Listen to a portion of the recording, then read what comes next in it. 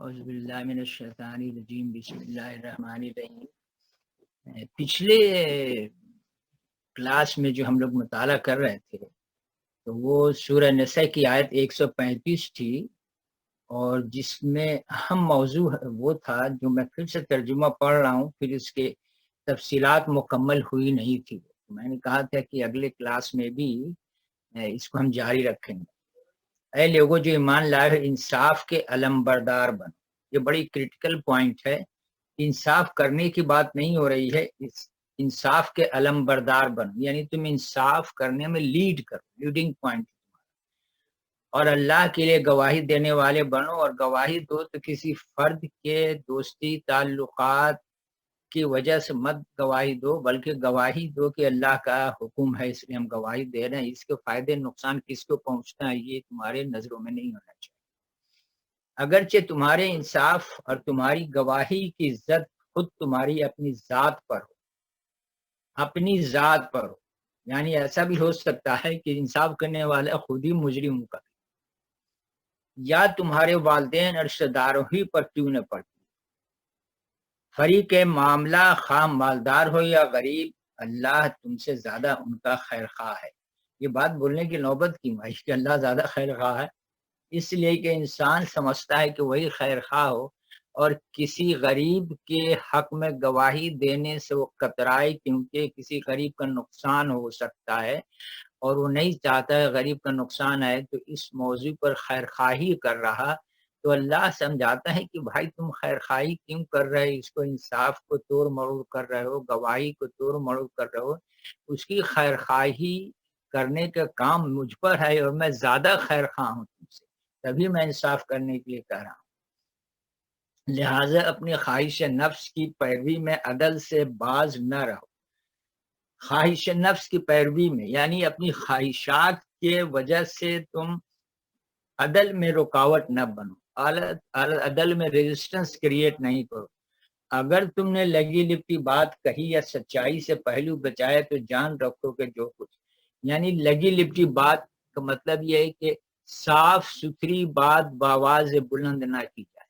کبھی کبھی بات صحیح کی جاتی ہے لیکن ایسی دھیمی آواز میں کی جاتی ہے کہ اگلا کا کچھ سے کچھ معنی سمجھ میں نہیں آتا، لفظ آگے پیچھے ہو جاتے ہیں۔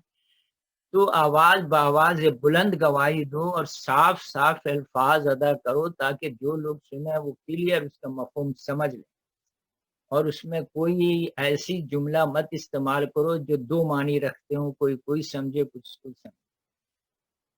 یاد رکھو تم کرتے ہو اللہ سے، یہ تو اس کا ترجمہ ہے۔ اس لیے موضوع پر ہم لوگوں نے گفتگو کیا تھا کہ انصاف اور قانون یہ دونوں ساتھ ساتھ ہے۔ یہ بالکل ایسے ہی ہے جیسے کہ کوئی کاریگر کام کرتا ہے تو کام کی بہتری کے لیے کاریگر کو بھی اچھا ہونا ہے اور ٹول کو بھی اچھا ہونا ہے۔ ایک بہت اچھا کاریگر ہے، ٹیکنیشین ہے، لیکن اس کے پاس ٹول مناسب نہیں ہے تو وہ کام بہتر نہیں ہوگا۔ لیکن اگر ٹول بہت اچھا ہے، کاریگر اچھا نہیں ہے تو بھی کام بہتر نہیں ہوگا۔ تو انصاف اور قانون ہمیشہ ایک ساتھ چلتے ہیں۔ قانون بہت اچھا ہے لیکن منصف اچھا نہیں ہے تو وہ بہرحال اچھا عدل نہیں ہوگا۔ لیکن منصف وکیل لائر بہت اچھا ہے لیکن قانون صحیح نہیں ہے، تب بھی انصاف صحیح نہیں ہے۔ اور شاید اسی قسم کے معاملات ہمارے ملک میں درپیش ہیں۔ قانون سب سے اہم پوائنٹ ہے۔ انصاف کرنے والے تو ہمارے کالج یونیورسٹی میں ہم پڑھاتے ہیں، لائر بنتے ہیں، لیکن ایک بہت اچھا قانون داں ہونے کے باوجود، مخلص ہونے کے باوجود، اگر قانون میں کمی ہے، صحیح قانون نہیں ہے، تو انصاف صحیح نہیں ہوگا۔ تو قانون بنیادی چیز ہے، قانون، اور قانون اس وقت سے انسان کے ساتھ ہے جب سے انسان وجود میں آیا۔ یعنی میرا مطلب ہے آدم علیہ السلام کو جب اللہ تعالیٰ نے پیدا کیا، وہیں سے قانون بھی ان کے ساتھ پیدا کیا۔ اسی لیے یہ آپ نے پڑھا ہوگا سورہ بقرہ میں کہ آدم علیہ السلام کو جو پیدا کیا گیا، جنت میں رکھا گیا، تو کچھ قانون ان کے سپرد کیا گیا کہ کیا چیز تمہیں اجازت ہے کرنے کی، کھانے کی، پینے کی، اور کس چیز کی ممانعت۔ تو اجازت اور ممانعت ہی قانون ہوتا ہے۔ تو آدم علیہ السلام کو جس دن سے جنت میں رکھا گیا اسی دن سے قانون اپلائی شروع ہو۔ تو قانون ہر زمانے میں، ہر مذہب میں اس وقت سے ہے جب سے آدم علیہ السلام کو پھر زمین پر جب بھیجا گیا تو ان کے ساتھ کتاب بھی بھیجی گئی اور کہا گیا کہ اگر تم اس کتاب کو فالو کرتے رہو تو تمہیں کوئی ملال دکھ تکلیف نہیں ہو. لیکن انسان وقتی فائدے کے لیے، جلدی فائدے کے لیے قانون کو اپنے نفس کے بنیاد پر توڑ مروڑ کرتا ہے. کبھی بھی قانون کو توڑ کر انسان کو دیر پا فوائد حاصل نہیں. وقتی طور پر اس کی نظروں میں اس کے فائدے ہوتے ہیں، اور اگر وقتی طور پر قانون توڑنے سے فائدہ نہ ہو تو کون بیوقوف ہے جو قانون کو توڑے؟ بھائی قانون کو اسی وقت آدمی توڑتا ہے جب اس کو مختصر اوقات میں، کم اوقات میں کچھ زیادہ فائدے نظر آتے ہیں. جھوٹ آدمی اسی وقت بولتا ہے جب اس کو فائدے نظر آتے ہیں. اگر فائدہ جھوٹ بولنے میں نہ ہو تو کون احمق آدمی ہے جو جھوٹ بولے؟ کیوں جھوٹ بولے گا؟ وہ خامخواہ گناہ سے مٹے گا. لیکن گناہ کے مقابلے میں اس کو فائدہ، یا تو گناہ سے فائدہ کے کمپیریزن نہیں کرتا ہے، یا اس کو کم وقت میں زیادہ فائدے نظر آتے ہیں، تبھی تو انسان جھوٹ بولتا ہے. ورنہ کوئی آدمی جھوٹ نہ بولے، فریب نہ دے، دھوکہ نہ دے. تو ہر فریب، دھوکہ قانون کو توڑنے سے انسان کو مختصر اوقات میں زیادہ فائدے نظر آتے ہیں، تبھی وہ قانون کو توڑتا ہے. تو جب کتاب ہے تو آدم علیہ السلام کو دی گئی، وہ کیا تھی؟ زندگی گزارنے کا طریقہ تھا. زندگی کیسی گزاری جائے اسی کو قانون کہتے ہیں. اور کیا ہے؟ تو قانون ہمیشہ سے اس وقت سے چلی آ رہی جب سے رسولوں کا دنیا میں آدم علیہ السلام آئے، اس کے بعد کتنے رسول آئے، نبی آئے، اور سب نے ایک ہی قانون ہی لے کر آئے. سب انسان کو یہی سمجھاتے رہے کہ زندگی گزارنے کے قواعد و ضوابط کیا ہیں، اسی کو قانون کہتے ہیں. تو ہم لوگ پچھلے کلاس میں یہ بہت ڈسکشن ہوا، لیکن یہ اتنی لمبی ٹاپک ہے کہ یہ تو کبھی ختم ہونے والی بات نہیں. تو بہرحال ہم نے کچھ وضاحت کی کہ قانون کی بنیاد ابھی تک ساری دنیا میں طے نہیں ہو پایا ہے. بین الاقوامی طور پر جتنے ہر ملک میں مطلب عدالتیں ہیں اور ministry of law and justice ہے، لیکن ابھی تک یہ فائنلائز نہیں ہو پایا ہے کہ قانون کی بنیاد کیا ہے اور قانون بنانے کے اختیار کیا ہے.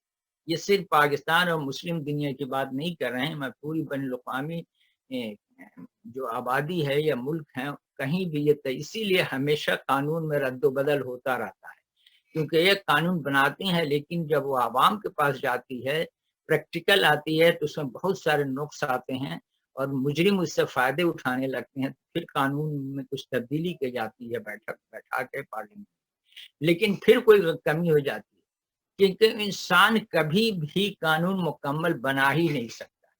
اس کی بنیادی وجہ ہے کہ انسان کا علم فیوچر کو نہیں دیکھتا ہے. پاسٹ سے وہ سبق لینا چاہے تو لے سکتا ہے، مستقبل کو اس کو پتہ نہیں ہوتا ہے، حال سے بھی کچھ سیکھ لیتا ہے، لیکن مستقبل کا اس کو علم نہیں ہوتا ہے. اور قانون جب بنتا ہے تو ہمیشہ مستقبل میں اپلائی ہوتا ہے. قانون جب بنتا ہے حال میں تو جب بنتا ہے اس کے بعد ہی اپلائی ہوگا نا، اس سے پہلے تو نہیں اپلائی ہوگا. اسی لیے قانون بنتا ہے تو نوٹس ہوتا ہے کہ applicable from so and so date. تو ظاہر بات ہے پچھلا ڈیٹ تو نہیں دے گا نا، ہمیشہ آگے کا ڈیٹ ہوگا. تو جو بھی قانون بنتا ہے وہ فیوچر میں اپلائی ہوتا ہے، حال میں بھی اب نہیں اپلائی ہوتا ہے. پاسٹ کی تو بات ہی. کوئی رول ریگولیشن جب آئے گا آفس میں یا کہیں تو وہ اپلیکیشن ڈیٹ ہمیشہ فیوچر ہوگا، کیونکہ بنے گا اس کے بعد ہی اپلائی ہوگا، اور فیوچر انسان کے علم میں ہے نہیں. تو بہت سوچ سمجھ کے تمام انٹیلیجنسیا مل کر بیٹھ کر بھی قانون بناتے ہیں. تو بنانے کے بعد جو اپلائی ہوتا ہے فیوچر میں تو کچھ ایسے نکات ان سے چھوٹ جاتا ہے، کمی رہ جاتی ہے کہ وہ قانون مکمل نہیں ہوتا ہے، کیونکہ فیوچر کا علم انسان کے پاس ہے. اس لیے کوئی بھی قانون جو بنتا ہے وہ ناکام ہو جاتا ہے، اس میں خامیاں رہتا ہے. قانون تو وہی صحیح بنے گا جس کے پاس فیوچر کا بھی علم ہو، کہ اگر ہم قانون بنائیں گے تو اس قانون کو توڑنے کے لیے کیا کیا ذہن کام کر رہا ہے. ہر جگہ آپ کو ایک ہدایت اور ضلالت ملے گی، گمراہی.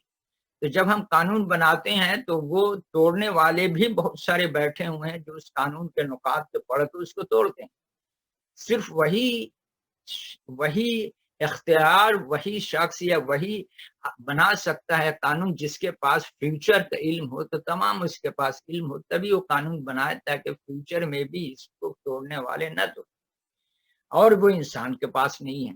یہ بنیادی وجہ ہے قانون کی خامی، چونکہ فیوچر کا علم صرف خدا کے پاس ہے تو وہی قانون بنائے ایسے گا جو فیوچر میں نہیں تو۔ دوسری خامیاں یہ ہو جاتی ہیں کہ جب بھی انسان قانون بنائے گا تو اس میں اپنی بچت کا شک ضرور شامل کرے گا، ہمیشہ اپنے نفس کو بھی شامل کرے گا، اپنے فائدے نقصان کا بھی شامل کرے گا، کچھ یہ بھی شامل کرے گا کہ اگر جرم مجھ سے ہو جائے تو میں کس طرح بچ سکتا ہوں، وہ شک بھی ڈالے گا۔ تو چونکہ انسان خود محتاج ہے، لالچی ہے، فائدے دیکھتا ہے، نفس کا غلام ہے، اس لیے قانون ہمیشہ وہ ایسے بناتا ہے جس میں اس کی پارٹی کا یا اس کا فائدہ۔ چونکہ اللہ تعالیٰ کسی کا محتاج نہیں ہے، لہذا جب وہ قانون بنائے گا تو فیصلہ صحیح ہوگا، کیونکہ اس میں پھر بات یہ آتی ہے کہ اس کا کوئی غرض نہیں ہے کہ اپنی ذات کے لیے کوئی قانون بنائے، وہ جو بھی قانون بنائے گا عوام کی بھلائی، انسانیت کی بھلائی کے لیے۔ تو وہ بنیادی وجہ ہے جو قانون اب تک ناکام ہوتی چلی آ رہی، کیونکہ انسان بنا رہا۔ کئی مرتبہ یہ موضوع آتا ہے کہ آخر بنائے قانون کون، تو پھر بات ہوئی کہ بھائی لوگ ایک الیکشن ہوتا ہے، لوگ ممبر کو چنتے ہیں، وہ 200-250 سے جو بھی ممبر پارلیمنٹ ہوتے جاتے ہیں کہ اتنے ذہن مل کر قانون بنائے، ڈسکشن کر کے بنائے۔ لیکن پھر فساد یہ ہوتا ہے کہ جن لوگوں کو ہم الیکشن میں چنتے ہیں اور ہم آپ دیکھ رہے ہیں پارلیمنٹ میں کتنی لڑائی جھگڑا، مار گالی گلوچ، طوفانی بدتمیزی ہے، چور اچکے پارلیمنٹ میں پہنچ جاتے ہیں، اسمیگلر پارلیمنٹ، یہ ساری چیزیں ہم دیکھتے ہیں۔ اب مسئلہ یہ کھڑا ہو کہ جن لوگوں کا کیریکٹر اتنا مشکوک ہو، جو ایک عام آدمی سے زیادہ بدتمیز، لڑائی جھگڑا کرنے والے ہیں، بے ایمان ہیں، چور اچکے ہیں، تو وہ جب پارلیمنٹ میں جائیں گے تو وہ کون سے اچھا قانون بناتے ہیں؟ ان کا تو کردار ہی پر کسی کا اعتبار نہیں۔ تو اب یہ مسئلہ بھی ٹھپ ہو گیا کہ بھائی آدمی جب چن کے جاتا ہے پارلیمنٹ میں تو یہ لوگ ایسے تو ہیں نہیں کردار کا کہ جو قانون بنائے، تو عوام کا اعتبار ہی ان پر نہیں ہے کہ یہ قانون اچھا بنائے، کیونکہ جو لوگوں کا کردار مشکوک ہے ان کے قانون پر کہاں سے لے۔ تو یہ چیز بھی لوگوں کو منظور نہیں ہے کہ پارلیمنٹ میں جو قانون بنتا ہے وہ اچھا قانون ہوتا ہے، اس لیے کہ بنانے والے اچھے نہیں، تو یہ طریقہ بھی نہیں ہے۔ تو پھر مسئلہ ہے کہ آخر بنائے کون قانون؟ بھائی چنے ہوئے لوگوں کا جب یہ حال ہے تو پھر غیروں کا کہاں سے قانون بنے؟ یہ ایک ایسا فساد ہے قانون کہ بین الاقوامی طور پر یہ بڑی لمبا موضوع ہے کہ قانون کا کوئی سراغ نہیں مل رہا کہ قانون انیشیٹ کہاں سے۔ اور انسان کی حد دھرمی یہ ہے کہ اللہ تعالیٰ خوب مان کے نہیں دیتا ہے کہ یہاں قانون اللہ کو بنانا چاہیے، اس کا اپنا نفس شامل ہے۔ تو یہ ایسا پیچیدہ ہے، انسان بنا دیا ہے کہ قانون کہیں بھی پر ابھی امریکہ وغیرہ میں جو بھی فساد ہو رہا ہے یا دنیا کے دوسروں ملکوں میں ہر جگہ فساد ہوتے ہیں، تو وجہ یہ ہے کہ قانون کون بنائے جو پرفیکشن آف قانون کا کسی کو سمجھ میں نہیں آ رہا۔ بہرحال یہ لمبا ٹاپک ہم نے ڈسکشن کیا تھا تو ہم اس کو یہیں چھوڑتے ہیں، تو بہت لمبی موضوع ہے۔ اب اس بات پر ذرا غور کرتے ہیں کہ جب یہ لکھا ہوا کہ یہاں پہ جو ہم نے پڑھا کہ اپنی ذات پر اس کی زد پڑے یا رشتہ دار پر یا والدین اور رشتہ داروں پر، کبھی آپ کو تجربہ ہوتا ہے کہ جو جج فیصلہ کرتا ہے کورٹ میں، کیا اس کے سامنے کبھی اس کے رشتہ دار ہوتے ہیں؟ ساز و نادر ہی جج کا کوئی رشتہ دار کورٹ میں ہو جو جس پر الزام ہو، متنازع مسئلے مدعی یا مدعا علیہ ہو یا اس کے والدین ہو، ایسا تو شاید ہی کبھی آپ نے سنا ہو۔ تو یہ تو ہوتے ہی نہیں ہے کورٹ میں رشتہ دار کے خلاف فیصلہ دینا پڑے یا والدین کے فیصلہ کرنا پڑے یا جج خود کبھی اپنے آپ کو مجرم سمجھے، ایسے کہاں واقعات سننے میں آتے۔ لیکن میں جو گفتگو کرنے جا رہا ہوں ممکن ہے آپ سے اتفاق کریں یا نہ کریں، لیکن میں جو محسوس کرتا ہوں، جو سوچتا ہوں، میں بولتا ہوں، ہو سکتا ہے یہ بات کسی حد تک دل کو اپیل کرے یا نہ اپیل کرے، یا میں یہ بھی نہیں کہتا ہوں کہ اسے کوئی اتفاق کرتا ہے یا نہیں کرتا ہے، میں اس بات کو کرتا ہوں جو آنیسٹلی میں فیل کرتا ہوں۔ کبھی یہ جو جملہ ہے نا کہ اس کی اپنی ذات پر پڑے یا والدین پر یا رشتہ داروں پر، یہ اس وقت ہوتا ہے جب ہم خود منصف ہوتے ہیں، جب ہم خود انصاف کرنے کے درجے پر ہوتے ہیں، پھر یہ مسئلہ پیش آتا ہے۔ مثلا کچھ میں مثالیں دے رہا ہوں، شاید آپ کو اتفاق ہو اس سے کسی حد تک، کہ ایسا ہوتا ہے گھر میں ایسی باتیں ہوتی ہیں جب ہم خود ایک انصاف کرنے والے کے مقام پر ہوتے ہیں۔ مثال کے طور پر میں ایک انسان ہوں، حسین امام، کوئی بھی سمجھ لیجئے، میرے پاس ایک بیوی بھی ہے، میرا ایک بھائی بھی۔ بیوی شکایت کرتی ہے کہ تمہارا بھائی ہمارے ساتھ بدتمیزی کے یا کوئی بھی الزام یا کوئی بھی سلوک بد ایک ہماری بیوی لگاتی ہے، کہتی ہے کہ تمہارے بھائی میرے ساتھ یہ سلوک۔ اب میں انصاف کے اس پر کھڑا ہوں، جج کے عہدے پر، میں اپنے بھائی کو بلاتا ہوں، کہتا ہوں کہ تمہاری بھابی نے اس قسم کی بات کی ہے تمہارے بھائی۔ اب میرا بھائی کہتا ہے کہ نہیں یہ بات ایسی نہیں ایسی ہے، تو میں کہتا ہوں کہ تم شرم نہیں آتی تم اپنے بڑی بھابی کے خلاف ایسی بات کر رہے ہو، تمہاری بڑی بھابی ماں کے سمان۔ یہ لفظ پر آپ غور کیجیے، بڑی بھابی ماں کے سمان کہاں سے؟ ہاؤ ماں ہوتی ہے، بڑی بھابی تو نامحرم ہے، وہ نامحرم ہے، شادی سے مجھ سے شادی سے پہلے وہ نامحرم تھی، تبھی تو بھائی کی اس سے شادی، اگر محرم ہوتی تو شادی کیسے ہوتی؟ تو جو لڑکی شادی سے پہلے میرے بھائی کے لیے نامحرم تھی، وہ میرے لیے اب بھی نامحرم، کیونکہ میری شادی اس سے نہیں ہوئی۔ تو ایک نامحرم اگر دور دراز میں رہے تو اس سے خرابیاں کم پیدا ہوتی ہیں بنسبت یہ ایک نامحرم اتنے کلوز، اس سے زیادہ خرابیاں ہوتی ہیں۔ اس بات کی تفصیل میں نہیں جاؤں گا، کچھ اشارے بہت ہیں حال بتانے کے لیے، یہ سب کچھ آپ علم ہوتا ہوگا۔ تو ماں کے سامان کا الفاظ ہی غلط ہے۔ دوسری بات، اس سے ہٹ کر بات کریے، انصاف کی جب بات آتی ہے تو قرآن کہتا ہے کہ نہ وہاں ہم عہدے کی بات کرتے ہیں، نہ اسٹیٹس کی بات کرتے ہیں، نہ رنگ کی بات کرتے ہیں کالے گورے کی، نہ ملازم اور آقا کی بات کرتے ہیں، کوئی بھی چیز، نہ وہاں نیکی اور بدی کی بات کرتے ہیں، کوئی بھی چیز انصاف کے معاملے میں ہم کنسیڈر نہیں کرتے۔ تو یہاں عہدے کی بات کہاں سے آ گئی کہ بڑی بھابھی ہیں یا تم ایسی بات کر رہے ہو ان کے خلاف، تمہیں شرم نہیں آتی؟ What is the language? حضرت علی رضی اللہ عنہ جب عدالت میں تھے اور جب جج نے یہ ان کو پکارا ابو تراب کے نام سے، تو انہوں نے اس کو اچھا نہیں محسوس کیا، لوگوں نے یہ محسوس کیا کیونکہ ملزم کے ان کو ایسی بات کہی گئی جو ان کو اچھا نہیں لگ رہا۔ دری نے کہا کہ نہیں، یہ بات نہیں ہے کہ مجھے اچھا نہیں لگا، مجھے اس بات کا افسوس ہے کہ مجھے ابو تراب کہہ کے کیوں پکارا گیا، کیونکہ یہ ایک عزت کا مقام ہے، کنیت سے پکارنا عرب میں دستور ہے، عزت دینا۔ حضرت علی نے کہا کہ ایک مدعی مدعی جو دوسری پارٹی ہے، اس کے مقابلہ میں مجھے عزت سے کیوں پکارا گیا؟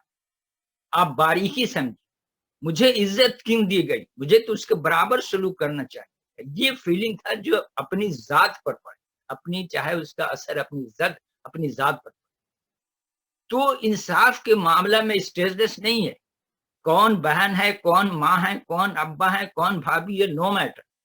بات صرف اس پر ہوگی جو موضوع ہے، جو موضوع ہے، جو تنازع کی وجہ ہوگی، اس پر بات ہوگی۔ ایک شخص بہت بڑا عالم دین ہے، متنازع مسئلہ ہے، کورٹ میں کھڑا ہے، اس لیے اس کو رعایت نہیں ملے گی کہ یہ بہت نیک آدمی ہے، مستند آدمی ہے، بہت بڑا عالم دین ہے، یہ اپنی جگہ صحیح ہو، لیکن موضوع یہ نہیں ہے کہ وہ نیک ہے یا عالم ہے، یا یہ موضوع نہیں ہے کہ جو جس بات کی ڈسکشن ہے، جو الزام ہے، اس سے باہر ہم کوئی گفتگو نہیں کرتے۔ تو یہ بات جب گھر میں ہوتی ہے تو ہمارے لینگویج یہ ہوتا ہے کہ بڑی بھابھی ماں کے سامان ہوتا ہے، تم کیوں بول رہے ہو؟ تو یہ اسٹیٹس کا مسئلہ انصاف میں نہیں آنا چاہیے۔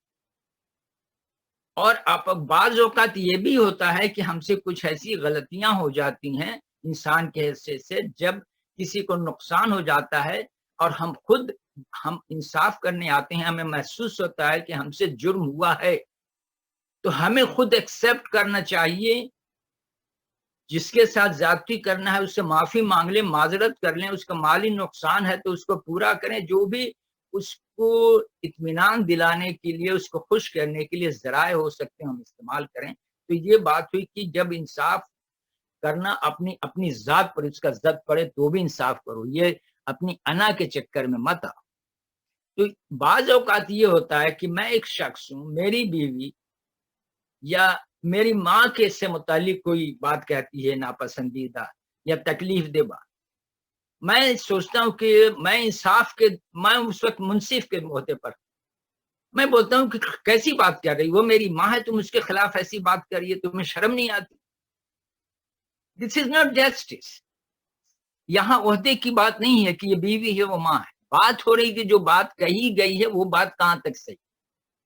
یہ جواب نہیں ہے کہ میری ماں کے خلاف یہ بات کر رہی، یا میری بیوی میری ماں نے مجھ کو کہا کہ تمہاری بیوی ایسی کرتی ہے، اور میں جب دونوں کو بیٹھا کے بات کرنا چاہتا ہوں تو میری بیوی باتتی ہے کہ نہیں امی جو بات کر رہی وہ صحیح نہیں، وہ ایسے نہیں ایسی ہے، تو میں یہ ڈانٹ کے بند کرا دیتا ہوں بیوی کے ماں کی تمہیں شرم نہیں آتی؟ میری ماں ہے، میری ماں ایسے کبھی کر سکتی ہے؟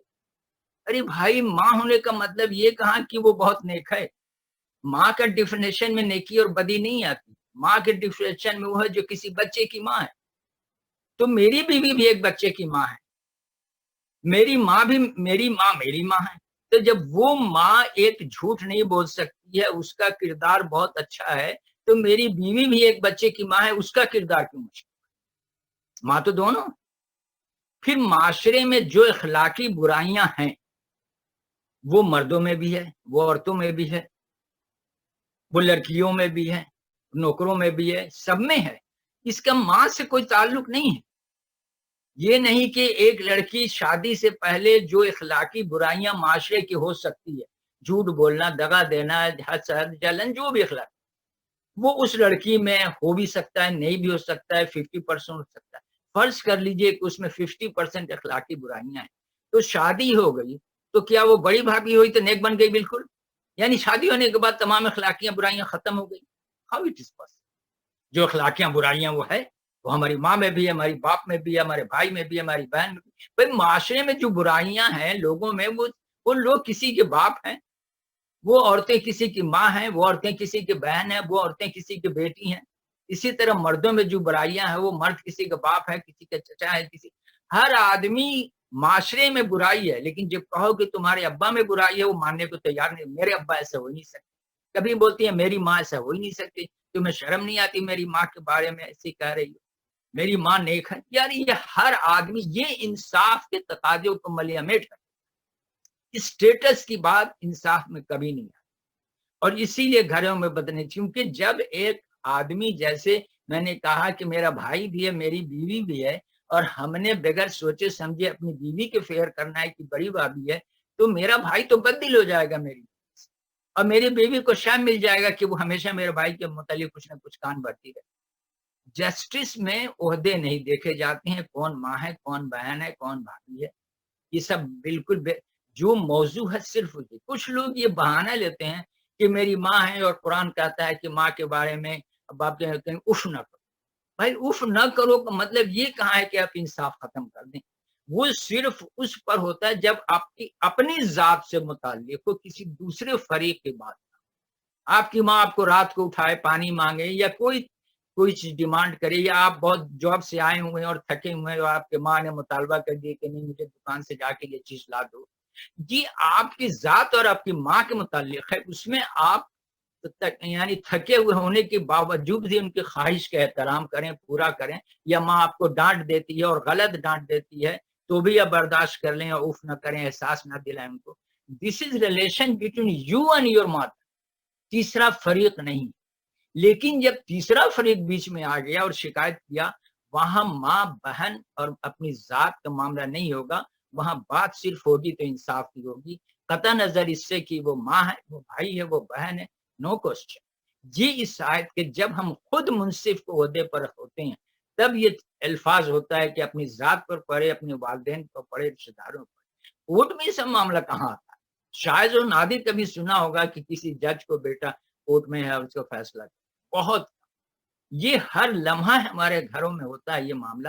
جب ایک منصف کے عہدے پر ہم بیٹھے ہوتے ہیں اور وہاں ہم انصاف نہیں کرتے تو ہمارے معاشرے میں یہ عام رواج ہے کہ ہم کبھی بھی نہیں مانتے کہ میری ماں بھی غلطی کر سکتی ہے, میری ماں زیادتی کر سکتی ہے, میری ماں جھوٹ بول سکتی ہے, یہ ماننے کو تیار. وائی؟ جو اخلاقی برائیاں معاشرے میں ہیں وہ عورتوں میں بھی ہے, مردوں میں بھی ہے, جوانوں میں بھی ہے. وہ ہر آدمی, کسی کا باپ ہے, کسی کا ماموں ہے, کسی کے چچا ہے, کوئی ماں ہے, کوئی بہن ہے, کوئی بھابھی. میرا موضوع یہ تھا کہ یہ اہم پوائنٹ ہے جو میں نے فیل کیا کہ گھروں میں انصاف نہیں ہوتا ہے ڈیو ٹو ریلیشن. یہی قرآن کہتا ہے کہ اپنے رشتہ داروں پر ہی کیوں نہ زد پڑتی ہو, والدین پر بھی زد پڑتی ہے, تمہیں انصاف کرنا. تو یہ جو فلسفہ ہے نا کہ ماں کو ہم تکلیف نہیں دے سکتے ہیں, اف نہیں کرو, وہ آپ کی اور اپنی ماں کے ریلیشن کے بارے میں. تیسری پارٹی جب انٹر ہو گئی تو اس سے بات بدل گئی. پھر آپ کو انصاف کرنا پڑے گا irrespective of the status. یہ تو ایک گھریلو بات ہے جو ہم نے محسوس کی جو اس آیت سے میں نے سمجھا, کیونکہ عدالتوں میں ایسی سچویشن شاید ہی کبھی پیدا ہو کہ رشتہ دار اور والدین اور عزت کی بات. بین الاقوامی طور پر قانون کی ہم نے بات کی. ایک چھوٹی بات یہ تھی جو میں وضاحت کرنی تھی کہ میں سنتا یہ محسوس کرتا ہوں کہ گھروں میں انصاف نہیں ہوتا ہے. اور یاد رکھیے, جب کسی پر غلط الزام لگتا ہے اور اس کو انصاف نہیں ملتا ہے تو اس سے یہ بڑی تکلیف دہ بات.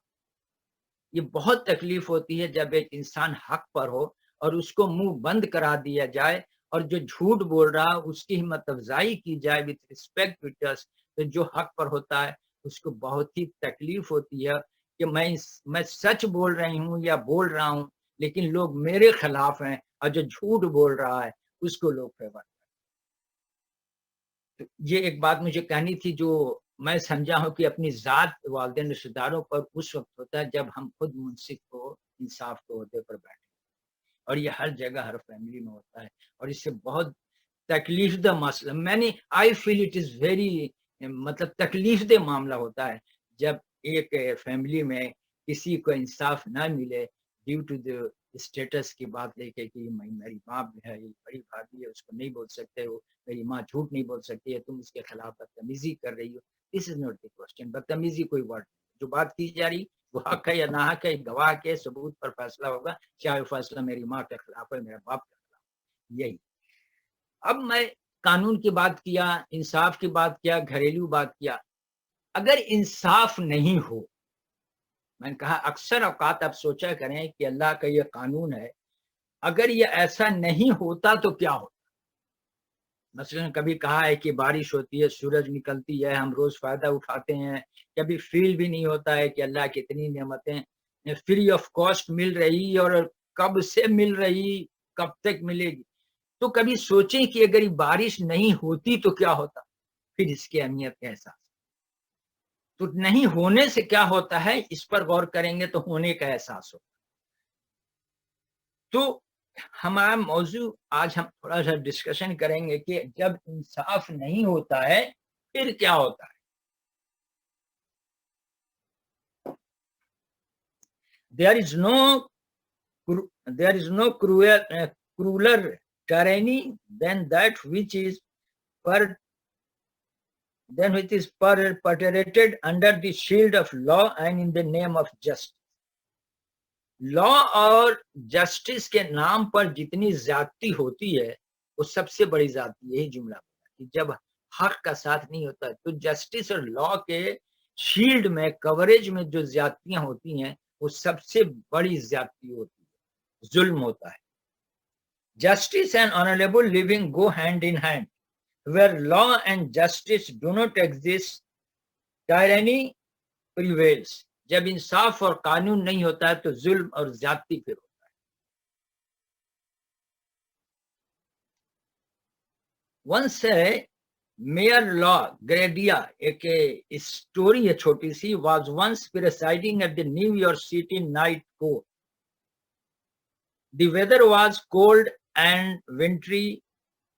All of a sudden, a trembling man was brought in and charged with stealing a loaf of bread. When questioned, the man explained that he had no he had to steal in order to feed his starving family. The justice have to punish you. And he was the justice. There can be no exemption to the law. A fine, I fine you $10. As he gave his verdict, he pulled $10 from his pocket and paid the fine. जब एक आदमी आया और उसने कहा कि मैं बच्चों को खिलाने के लिए रोटी का टुकड़ा चुराया, तो जज ने कहा कि पनिशमेंट तो तुम्हें मिलेगी। $10 का फाइन लगाया, लेकिन वो $10 निकाल के जज ने खुद उस आदमी को दिया कि ये तुम फाइन पे करो, जबकि जज ने खुद अपनी जेब से $10 निकाला। Furthermore, he declared, I am going to fine everyone in this courtroom 50 cents for living in a city where a man has to steal bread in order to eat. फिर जितने लोग कोर्ट में थे उनको सब पर 50 सेंट का fine कर दिया, इसलिए कि तुम उस शहर में रहते हो जहां एक आदमी की चोरी करनी पड़ती है अपने बच्चों को खिलाने के लिए। He collected the money and fulfilled. In a judicial system, people must be held accountable for their action and be made to bear their consequences. But at the same time, the judicial system must also show compassion in situations that genuinely demand it. Justice should not only be done, but also be perceived as having been done. This is not to say that people will be allowed to get away by doing wrong or commit a crime in the exemption that they will be forgiven or compassionate grounds. कभी भी मुजरिम को माफी का तस्वुर नहीं होना चाहिए कि वो सोचे कि हम जुर्म करेंगे या बच जाएंगे, तो वो इजी लेता है कानून। That they will be forgiven and compassionate grounds. Many perpetrators take great comfort from the feeling that if caught, they have been opportunity to lie and go out without any fine. जब ये एहसास हो जाता है कि हम बच जाएंगे जुर्म करने के बाद, तभी वो जुर्म करने का आदी बन जाता है। The greatest incentive in committing crime is the assurance that one can escape punishment. ये जब एहसास हो जाए कि अनपनिशमेंट हम बच जाएंगे, ये सबसे बड़ा इंसेंटिव है क्राइम करने। If crime is overlooked, it encourages the perception that moral wrongdoing is acceptable. जब सजा नहीं मिलती है तो आदमी समझ लेता है कि moral wrongdoer is गलत काम एक्सेप्ट कर लिया जाएगा अगर कानून उसको सजा नहीं दे, और यही हो रहा है जो जुर्म इतना बढ़ गया। Such an attitude would amount to an exploitation of compassion that is built into the genuine understanding of justice. Justice must distinguish between the vicious and the unfortunate. A state is better governed which has but few laws, and those laws strictly observed. एक state के लिए ज्यादा मुनासिब है कि चंद कानून हो, मुख्तसर कानून हो, खराब ही कानून हो, लेकिन वो स्ट्रिक्ट हो जाए, उसको फॉलो कर। ये ज्यादा बेहतर है कि कानून की बड़ी बड़ी किताबें हो लेकिन इसको फॉलो ना किया जाए।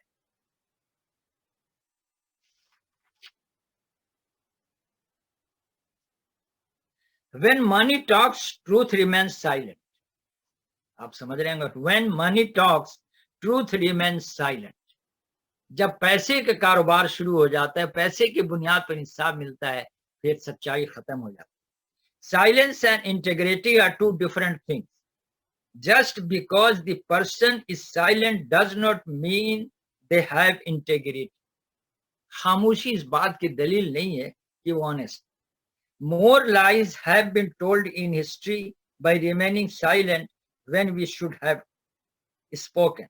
A good and faithful judge must strive to determine what is right rather than who is right. A good and faithful judge must strive to determine what is right rather than who is right. Judicial verdicts may not change hearts, but they certainly can prevent people from being heartless. The world today needs more justice than charity. बहुत अहम point है. The world today needs more justice than charity. Often charity becomes necessary because of injustice. Charity की नौबत आती ही उस वक्त, मुल्क में गुर्बत उसी वक्त होती है, अफरा तफरी होती है, जब जस्टिस मेंटेन नहीं किया जाता है. The moving spirit behind any great cause is the call for justice. There are times when injustice cannot be prevented, but there should never be a time when it cannot be protested.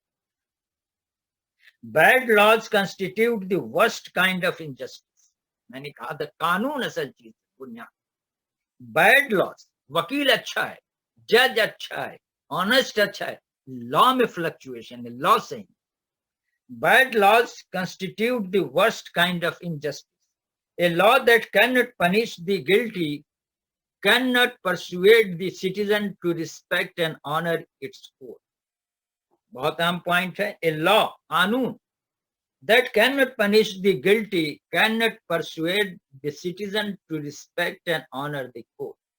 जब मुजरिम को सजा नहीं मिलेगी तो citizen कानून का एहतराम छोड़, हर आदमी एक के बाद दूसरा कानून तोड़ने लगेगा. और यही हो रहा है कि बड़े बड़े मुजरिमों को सजा नहीं मिलती है तो आवाम कानून का एहतराम छोड़ देती है. इसी बात को कही, law that can not punish the guilty cannot persuade the citizen to respect and honor its court.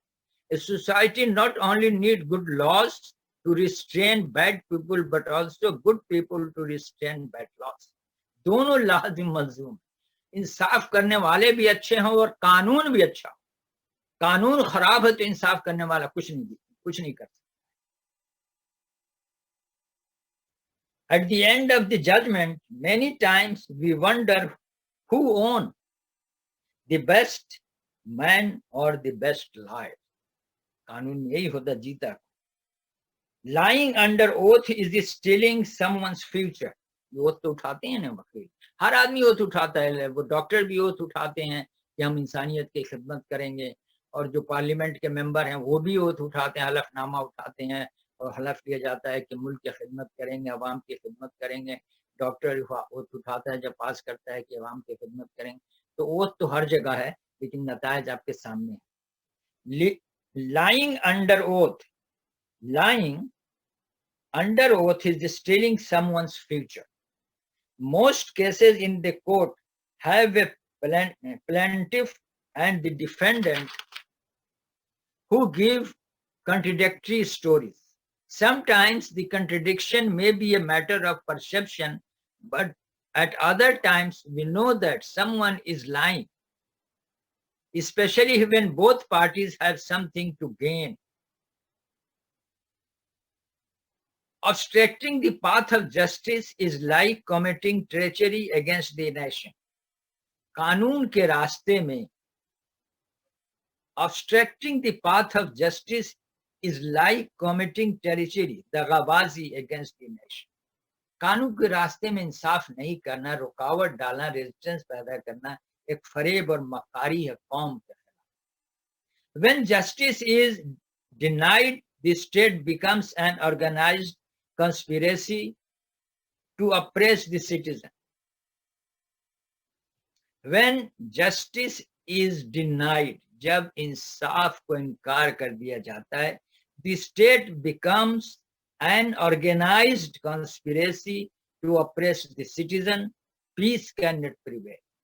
Justice को जब आप मेंटेन नहीं करेंगे तो पीस का तस्वूर आप खत्म हो ही नहीं सकता. पीस जब आप जस्टिस को रेजिस्ट करें ना होने. Injustice to anyone or anywhere in society is a threat to justice everywhere. Injustice to anyone or anywhere in society is a threat to justice everywhere. No country can survive where lawlessness becomes the law. No country can survive where lawlessness becomes the law. The guilty go unpunished.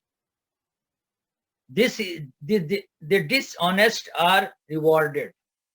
आप बड़े गौर जो हम मसाइल झेल रहे हैं ना, उस आईने में देखिए, no country can survive where lawlessness becomes the law, the guilty go अनपनिश्ड, the dishonest are rewarded.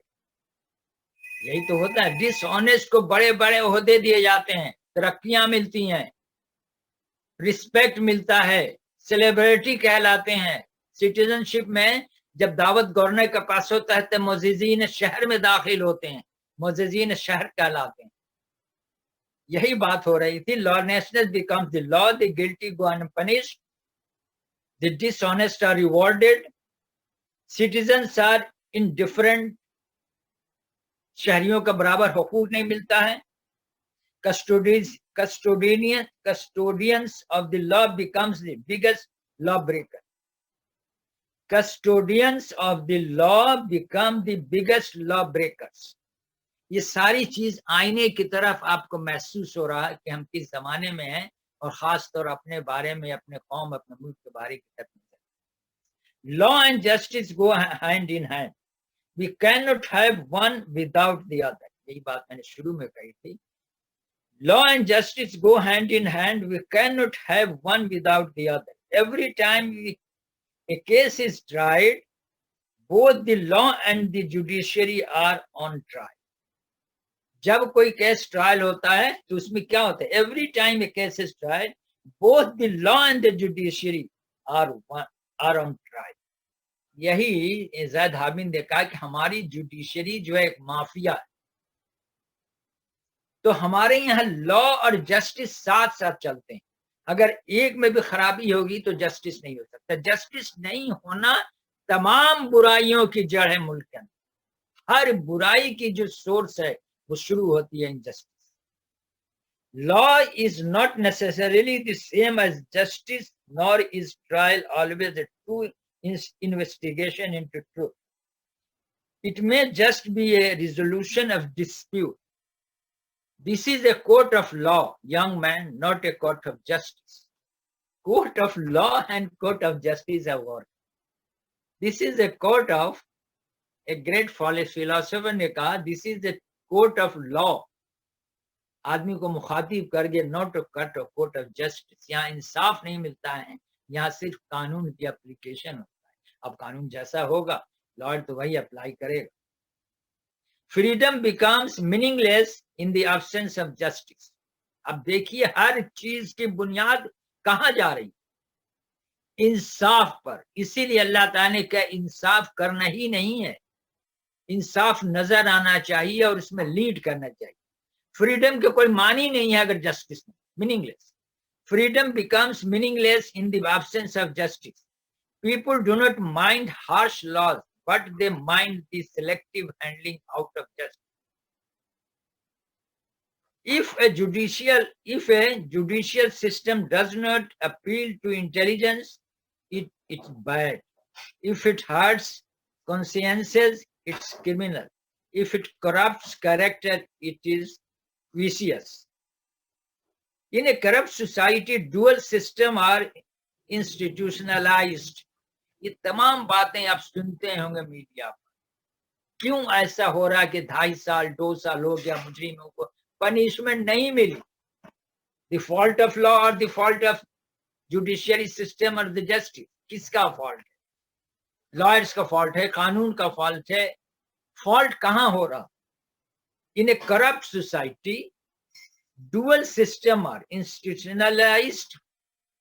Double standard जो मैंने पिछले दर्स में कहा था कि आवाम के लिए एक कानून होता है और हुकूमत के हुक्काम के लिए दूसरा कानून होता है। हज़रत उमर के जमाने में भी ऐसी तजवीज दी गई है कि हुक्मरान आवाम की कोर्ट अलग हो और जो नुमाइंदे हैं हुकूमत का उनका कोर्ट अलग हो। हज़रत उमर ने सख्ती से तरदीद नहीं, कोर्ट एक ही होगा जहाँ सारे लोगों का फैसला होगा, खलीफा वक्त भी उसी में जाएगा और मजदूर भी। तो दुनिया के मुख्तलिफ मुल्कों में इस किस्म के हैं कि कोर्ट अलग है आवाम के लिए और हुकूमत के लोगों के लिए। हमारे यहाँ कोर्ट अलग तो नहीं है लेकिन प्रैक्टिकली अलग है। इसीलिए कहा गया इन ए corrupt society dual systems are institutionalised, there are official and unofficial procedures for everyone. There are official and unofficial procedures for everything. What starts as speed, money, end up at blackmail and extortion, and finally leads to the destruction of society. Society की बर्बादी, बदतमीजी, चोरी चमारी, बदअखलाकी, everything starts from injustice. The difference between partners in crime and the victim in crime is a corrupt society. Let us take a look at the life and death situation. If we pick up someone who is bleeding profusely on a street and take him to the hospital, nobody there seems to take care. In a corrupt society, if you bribe someone, they will take him on right way. Your principles teach you not to bribe. The question then arises, would you let this person bleed to death or bribe? But in a situation like this, I will bribe. Legally, I just became a criminal, but ethically, I saved a life. इसका आपको तजर्बा होगा. एक आदमी अगर रास्ते पर accident हो गया, मर रहा है, आप उसको लेकर हॉस्पिटल जाते हैं, उसका कोई रखवाला नहीं, उसका कोई क्या करने वाला नहीं. लेकिन आप अगर कुछ रिश्वत दे देते हैं किसी को, तो उस आदमी को ट्रीटमेंट मिलता है. सवाल ये पैदा होता है कि रिश्वत देना गैर कानूनी काम. What should I do? क्या उस आदमी को मरने दें या रिश्वत गैर कानूनी काम करें, उसकी जान बचाएं? ये नौबत आई क्यों? क्योंकि इनजस्टिस है, कहीं ना कहीं फॉल्ट है. Where lawlessness becomes the law of the land, where lawlessness becomes the law of the land, honest citizen becomes cheat, crook and dacoits. लोगों को खराब कौन कर रहा है?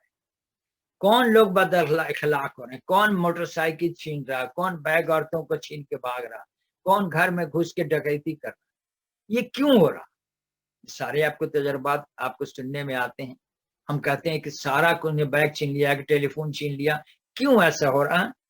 वेयर लॉलेसनेस, जब पनिशमेंट नहीं मिलता है मुजरिमों को और वो समझते हैं कि हम छूट जाएंगे पार्टी बुनियाद पर या स्टेटस बुनियाद पर या ओहदे के बुनियाद पर, तो वो सारा हर जराइम कर. शाज़ नादिर कोई गरीब और माजूर और भूखा आदमी चोरी करता है, बहुत. जितने जराइम होते हैं वो सब मजबूत लोग करते हैं. हाथ पांव से मजबूत होते हैं, पीछे से मजबूत होते हैं, ओहदे से मजबूत होते हैं, वही ज्यादा क्राइम करते हैं. इस वजह से उनको यकीन होता है कि हम बच जाएंगे, हमको सजा. जिसको पता हो कि हमको सजा मिलेगी, वो चोरी करने से बाद 10 मरतबा सोचता है. और ऐसे वाकयात बहुत कम होते हैं. जितने बड़े बड़े जराइम है कंट्री के अंदर, वो सब मजबूत हाथ के लोग करते हैं. Where lawlessness becomes the law of the land, तो क्या होता है कि लॉलेसनेस जब एक कानून बन जाता है मुल्क का, तो नतीजा क्या होता है उसका? ऑनेस्ट सिटीजन, शरीफ लोग, ऑनेस्ट सिटीजन बिकम्स चीट. शरीफ लोग धोखा देने लगते हैं, चीटिंग करने लगते हैं, क्रूक्स एंड डकैत बन जाते हैं. To do the legal thing they have to do the illegal. वो जायज ऑनेस्ट आदमी जायज काम करने के लिए भी नाजायज तरीका इस्तेमाल करता है. ये कब होता है? जब लाकानूनियत मुल्क के अंदर. Whenever legal rights come into conflict with human rights, the question of fairness and justice need to be examined. अब खामियां क्या है? Whenever legal rights become into conflict with human rights से जब legal matter टकराने लगता है, the question of fairness and justice need to be re-examined. तो इसका मतलब कहीं ना कहीं कानून में गलती हो रही है. Any government that imprison people unjustly invite citizen wrath. जब किसी गवर्नमेंट में कैद कर दिया जाता है किसी सिटीजन को इलीगली, अनजस्टली, नाइंसाफी के बुनियाद पर, तो फिर इंसानों में वहां गुस्सा डेवलप करता है, लोगों में गुस्सा. बगैर कानून के, गैर कानूनी तौर से जब किसी इंसान को गिरफ्तार कर लिया जाता है, तो लोगों में गुस्सा बढ़ता है.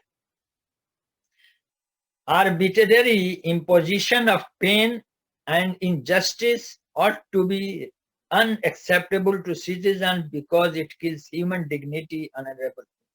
जब इंसाफ के बगैर किसी आदमी को आप जेल में डाल देते हैं, सजा देते हैं, आबादी में गुस्सा डेवलप करता है और फिर लॉलेसनेस, सिटीजन, अच्छे सिटीजन, शरीफ लोग भी कानून को मानने से इनकार कर देते हैं, एक्सेप्ट नहीं करते हैं कि ये कानून जो है वो अच्छे सिटीजन को सजा देती है बगैर इंसाफ. There comes a point in our lives when we are called upon to take a stand. कभी कभी ये पॉइंट आता है जब आदमी को स्टैंड माशरे में लेना चाहिए इनजस्टिस के खिलाफ. Any legal system that hurts an honest citizen, any legal system that hurts an honest citizen may be antiquated and it needs to or re-evaluation. जब देखना चाहिए कि एक शरीफ लोगों की जिंदगी एक मसला बन गया है शहर में रहना, जेंटलमैन लोगों को, ऑनेस्ट को, तो फिर आपको गौर करना पड़ेगा कि खामियां कहाँ है.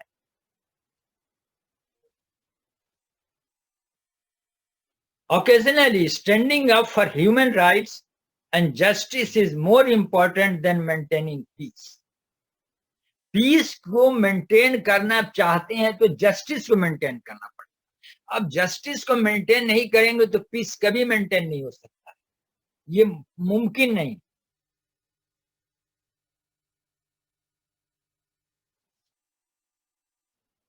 Like unenforced law, unenforced rights cannot be said to exist. When injustice and disorder becomes profitable for dishonest, when injustice and disorder become profitable for the dishonest, they oppose steps to bring justice and order to society.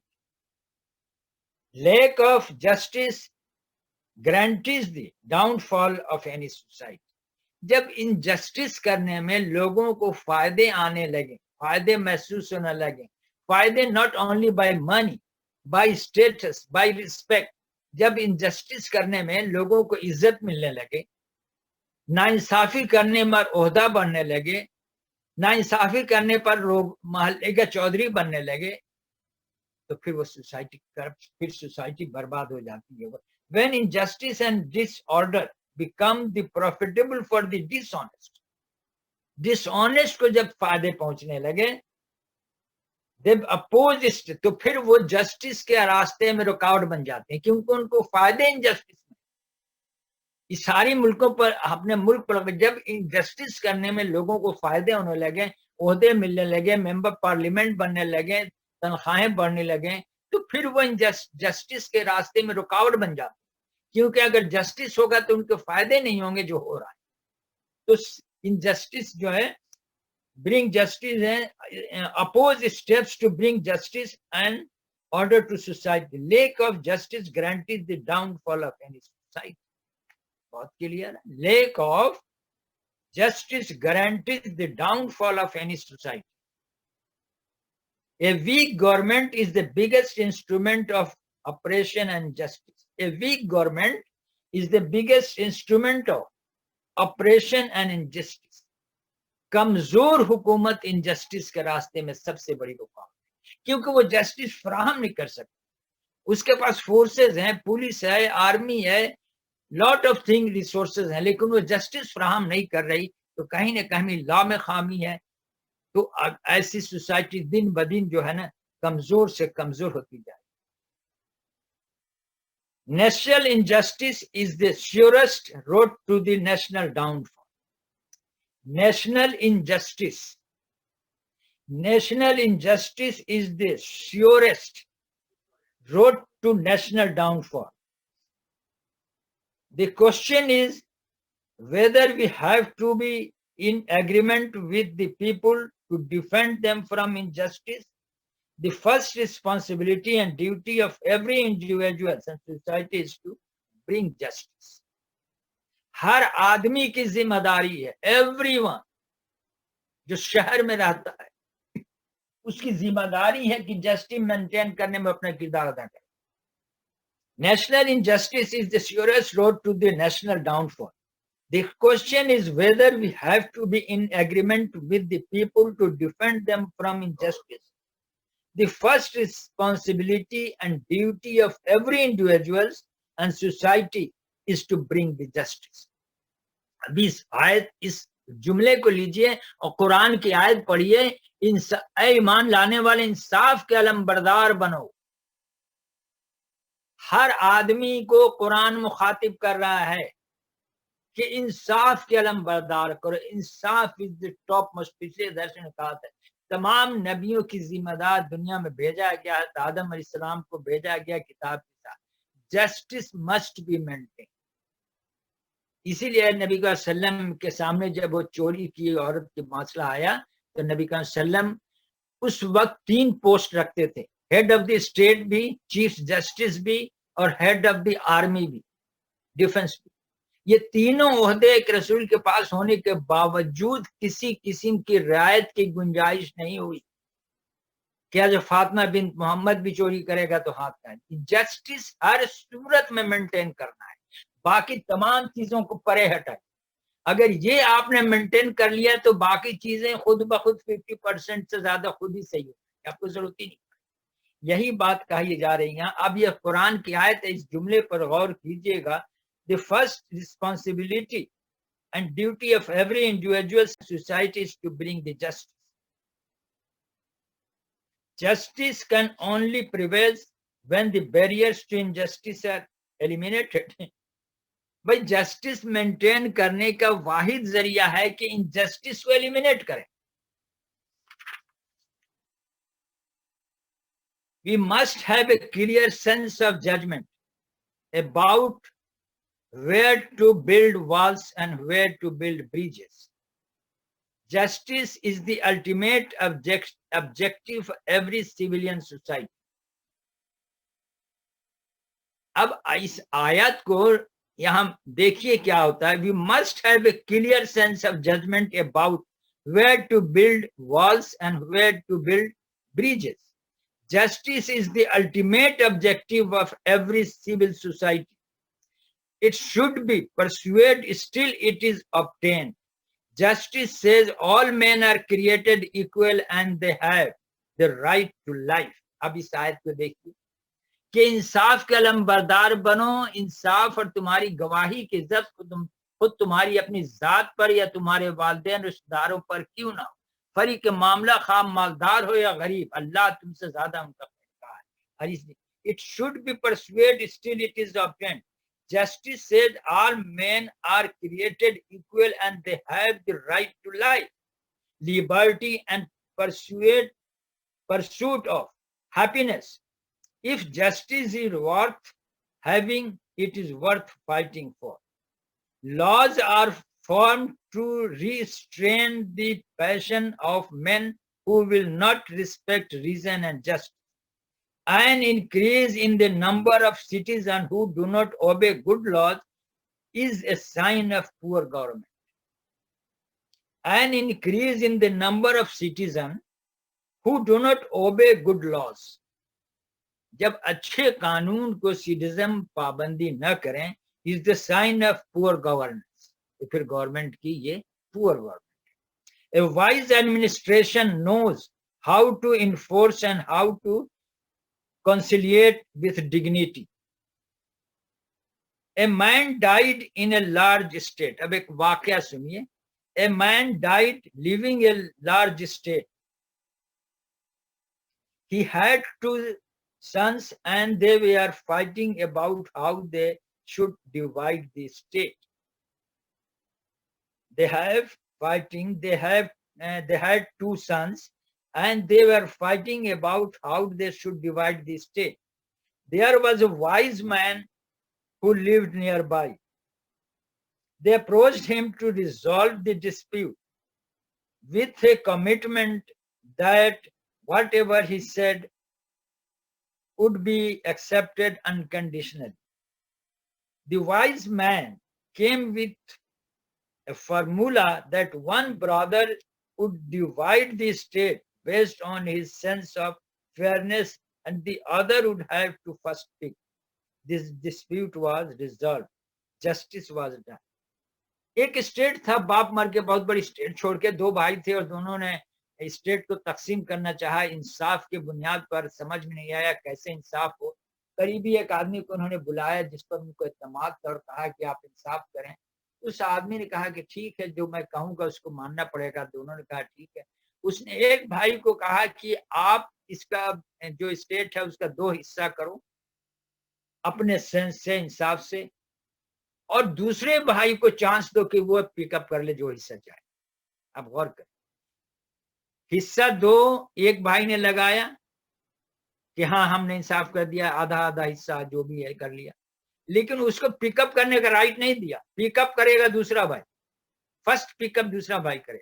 جب یہ سنا تو لازم بات ہے کہ وہ پورا انصاف کرے گا, کیونکہ پک اپ کا حق اس کے پاس نہیں ہے, دوسرے کو ہے. تو اگر غلط کیا, کم بیش کیا, تو بڑا والا شاید وہ پک اپ کر لے. تو یہ ایک بڑا آسان طریقہ تھا. dispute was resolved, justice was done. The underlying principle behind the old man's decision was that of empathy. He called upon one son to emphasize with his other and was successful in resolving the dispute. Honorable living is the only possible if justice prevails. Justice is truth in action. جب honorable living, ایک respectful living, باعزت living, وقار کی living اسی وقت ممکن ہوتا ہے جب جسٹس پریویل کر. جسٹس کو چھوڑ کر باعزت لیونگ, ظلم اور زیادتی سے صاف معاشرہ, اطمینان اور ذہنی سکون کا معاشرہ ممکن نہیں ہے اگر جسٹس پریویل نہ کیا جائے. Justice is truth in action. Truth in action جو ہے وہی جسٹس ہے. جب ٹروتھ ختم ہو جائے گا تو جسٹس ختم ہو جائے گا, اور جب جسٹس نہیں ہوگا تو جتنی برائیاں آپ سوچ سکتے ہیں اپنی ذہن میں, جتنی برائیاں, پریشانیوں سے لے کر, فیملی سے لے کر بات, جتنی تجارت کا معاملہ ہو, بزنس کا معاملہ, نوکری کا معاملہ ہو, any problem in the society originates from injustice. تو یہ قرآن کی جو آیت ہے وہ ایسے ہی نہیں ہے کہ ایسے بول دیا گیا یار اس کی پتہ نہیں ہے. یہ بڑی اہم پوائنٹ تھا جس پر میں نے مطالعہ کیا. اے لوگوں جو ایمان, انصاف کے علم بردار بنو. You are the leading, you have to lead the justice. Not only do the justice, lead the justice. اور اپنی ذات پر بھی زد پڑے تو انصاف کرو, والدین پر بھی اگر اثر پڑے پھر بھی انصاف کرو. والدین یعنی اپنی ذات کے بعد والدین آ گئے, پھر رشتہ داروں پر بھی اگر زد پڑے تو انصاف. یہ بہت ہی امپورٹنٹ پوائنٹ. اسی لیے کہا کہ آدم علیہ السلام کو جنت میں رکھا گیا, وہیں سے قانون کی بنیاد پڑی, اور وہیں سے پھر وہ واقعہ ہوا کہ آدم علیہ السلام کو جنت سے زمین پر لایا گیا. لیکن لاتے وقت اللہ تعالیٰ نے کی نعمت یہ تھی, کتاب بھی دیا. کتاب بھی دیا کہ جاؤ اس کتاب کو لے کر اس کو فالو کرو. وہ کیا, وہ قانون کی کتاب جس کو ہر زمانے میں نبی آتے رہے, رسول آتے رہے, قانون آتا رہا, اور فائنل قانون جو ہے وہ اللہ تعالیٰ نے قرآن. یہ قانون کی کتاب, it is the law of life. اور جب اس سے آدمی انحراف کرتا ہے, اپنی بات اس میں ڈالتا ہے, تو پھر قانون درہم برہم ہو جاتا ہے, اور معاشرے میں ایک بد اخلاقی سے شروع, چوری چماری, بدماشی, ہر وہ عیب جو معاشرے میں بے سکونی کا باعث بنتا ہے, وہ شروع ہوتا ہے انجسٹس. اتنی واضح الفاظ قرآن نے کہہ دیا. فریق معاملہ مالدار ہو, غریب ہو, رنگ دوسرا ہو, ایون اس کا مذہب دوسرا ہو, مذہب دوسرا ہو, پھر بھی تم کو انصاف کرنا. اس بنیاد پر اس کو تم انصاف, غلط انصاف نہیں کر سکتے ہو کہ یار وہ تو دوسرے مذہب کا. یہ بھی یعنی اتنا اسٹرکٹ ہے کہ دوسرے مذہب سے ہو یا تمہارے کسی سے لڑائی بھی ہو, جھگڑا بھی ہو, تمہارے بیٹے کا قاتل ہے وہ, لیکن انصاف پھر بھی مینٹین کرنا پڑے گا. لہٰذا اپنی خواہش نفس کی پیروی میں عدل سے جسٹس. یہ بار بار میں اس جملے کو اسی لیے بول رہا ہوں کہ گھر سے لے کر باہر انصاف سے کبھی دامن نہیں بچا. اگر تم نے لگی لپٹی بات کہی یا سچائی سے پہلو بچایا تو جان رکھو کہ جو کچھ تم کرتے ہو اللہ اس سے باخبر ہے. بہت بڑا ایک سبق دیا کہ یہ ذہن میں رہے. تو یہ اس جملے کی تشریحات جو میرے مطالعہ میں جو ریسورسز ہیں، جو کتابیں ہیں، ظاہر بات ہے کہ کوئی موضوع جو میں ڈسکشن کرتا ہوں وہ کوئی فائنل نہیں ہے. یہ نہیں کہ اتنا ہی ہے. ہم اپنے وقت کے مطابق اپنے ذہن شعور اپنے مطالعے کی بنیاد پہ جو سمجھتا ہوں، اس سے بہت زیادہ بھی لوگ بول سکتے ہیں، بہت زیادہ بھی ہو سکتا ہے، بہت زیادہ تشریح بھی ہو سکتی ہے، لمیٹیشن. اس کے بعد یہ موضوع ہمارا انصاف کا آج ابھی یہاں ختم کرتا ہوں میں، کیونکہ ان لمیٹیڈ. جیسے آپ نے سنا کہ انصافی اصل میں دین ہے. اگر انصاف نہیں تو دین کی بنیادی ختم. یا ایھا الذین آمنوا باللہ ورسولہ والکتاب الذی نزل علی رسولہ والکتاب الذی انزل من قبل ومن یکفر باللہ وملائکتہ وکتبہ ورسولہ والیوم الاخر فقد ضل ضلالا بعیدا. یہ آیت 136 ہے. 135 ہم یہاں ختم کرتے ہیں. 136 آیت ہے اور یہ ایک ہی آیت ابھی پڑھا ہے، اور اس کی آیت بھی بڑی تفصیل ہے. یہ بھی ابھی تو 1 گھنٹہ باقی ہے، لیکن مجھے نہیں لگتا ہے کہ آج کے ٹائمنگ میں یہ اس پر گفتگو ختم ہوگی. یہ بات اپنے ذہن نشین کر لیجئے. میں بار بار کہتا ہوں کہ یہ کوئی درس نہیں ہے، جو ایک لکھی ہوئی لٹریچر ہے، تقریر ہے جو میں پڑھتا ہوں. یہاں مطالعہ کرتے ہیں مختلف زاویے سے، حالات سے، مختلف ریسورسز سے مطالعہ ہے. تو آج مجھے نہیں لگتا ہے کہ اس پر پوری ڈسکشن ہو پائے گا. اے لوگوں جو ایمان لائے ہو، ایمان لاؤ اللہ پر، اس کے رسول پر، اور اس کتاب پر جو اللہ نے اپنے رسول پر نازل کی ہے، اور ہر اس کتاب پر جو اس سے پہلے وہ نازل کر چکا ہے. جس نے اللہ اور اس کے ملائکہ اور اس کی کتابوں اور اس کے رسولوں اور روز آخرت سے کفر کیا، وہ گمراہی میں بھٹک کر بہت دور نکل گیا. اب بات دیکھیے، اسی لیے کہتا ہوں کہ جب پڑھیے تو ایک چیز ہے تو فیل نہیں ہوتا ہے. جب اس کا اپوزٹ سوچئے کہ نہیں ہوتا تو کیا ہوتا، پھر آپ کو اس کی اہمیت کا اندازہ ہوتا ہے کہ ہاں بھائی بڑا مسئلہ ہے. بارش نہیں ہوتی تو کیا ہوتا، کہیں پھل فروٹ نہیں ہوتے، گھاس نہیں ہوتے، ریگستان تو کیا ہوتا. جب نہیں ہونے کا، نعمتوں کو نہ ہونے کا سوچئے گا نا، تو پھر اس کے ہونے کی اہمیت کا اندازہ. اب خطاب ہے اے لوگوں جو ایمان لائے. خطاب ایمان لوگوں سے ہوا، ان لوگوں سے مخاطب نہیں اللہ تعالیٰ جو ایمان ہی نہیں لائے. وہ تو پڑے ہٹو، ابھی بعد میں بات کریں گے. جیسے ہوتا ہے نا ایک شخص کا کہ یہاں رجسٹریشن کرائے تو نہیں، تو بولا ابھی ذرا سائڈ میں ہو جا، پہلے ان لوگوں کو دیکھنے دو جنہوں نے رجسٹریشن کرا لیا، ان کا کیا حال ہے، تمہارا تو ابھی نام ہی نہیں. تو پہلے ان سے مخاطب ہو رہا ہے کہ جن کا اندراج ہے، ان سے اللہ تعالیٰ مخاطب ہو رہا ہے. جن کا ایمان ہی نہیں وہ تو بعد میں دیکھا جائے. تو جو ایمان لائے ہیں، اللہ تعالیٰ اے لوگوں جو ایمان لائے ہو، ایمان لاؤ اللہ پر. یعنی یا ایھا الذین آمنوا، اے لوگوں جو ایمان لائے ہو. جب ایمان لائے کی بات ہو گئی، پھر کہا کیوں جا رہا ہے ایمان لاؤ. اے لوگوں جو ایمان لائے ہو، ایمان لاؤ اللہ پر. یہ ایک ایسی چیز ہے جس پر زور دینے کے لیے میں سمجھتا ہوں. جیسے ایک پارٹی ہے، اس میں ایک ہیڈ آف دی پارٹی خطاب کر رہے ہیں کہ اے جماعت اسلامی کے لوگوں یہ سنو یہ بات. تو وہ مخاطب جماعت کے لوگوں کو کر رہا، اور اس کے لیڈر مخاطب کر رہا اپنے پارٹی کے لوگوں کو. جو پارٹی میں نہیں اس کو تو بعد میں دیکھیں گے، جو پارٹی میں ہے اسی کو جماعت اسلامی کے لوگ یا کسی پارٹی کا، مسلم لیگ کا لوگ کہہ لیجیے، اے مسلم لیگ یہ سنو یہ بات. تو جو ایمان لائے ہیں ان پر زیادہ حق پہنچتا ہے قانون کی پابندی کرانے. جو ہمارے ملک میں لوگ سٹیزن ہیں ان کو حکومت پریشرائز کرے گی قانون کی پابندی کرو. جو ہمارے ملک کے سٹیزن نہیں ہیں ان کی بات تو بعد میں کریں گے، تو سٹیزن ہے ہی نہیں نا. پہلے جو پہلے امت میں شامل ہو گیا، نبی صلی اللہ علیہ وسلم کے امت میں شامل ہو گیا، جو کلمہ پڑھ لیا کہ ہم اللہ پر ایمان رکھتے ہیں، نبی صلی اللہ علیہ وسلم ہمارے رسول ہیں، پہلے ان سے مخاطب ہونا ہے کہ تم نے کلمہ پڑھا ہے، تم ایمان لائے ہو، تو پہلے ہم تم کو مخاطب کریں. ایک طرح سے فیسلٹی ہے کہ ہم پہلے تم کو مخاطب کریں، اور ایک طرح ذمہ داریوں کا احساس دلانا ہے. تو جب ایمان لائے ہو تو تمہارے اوپر کچھ ذمہ داریاں بھی آئے.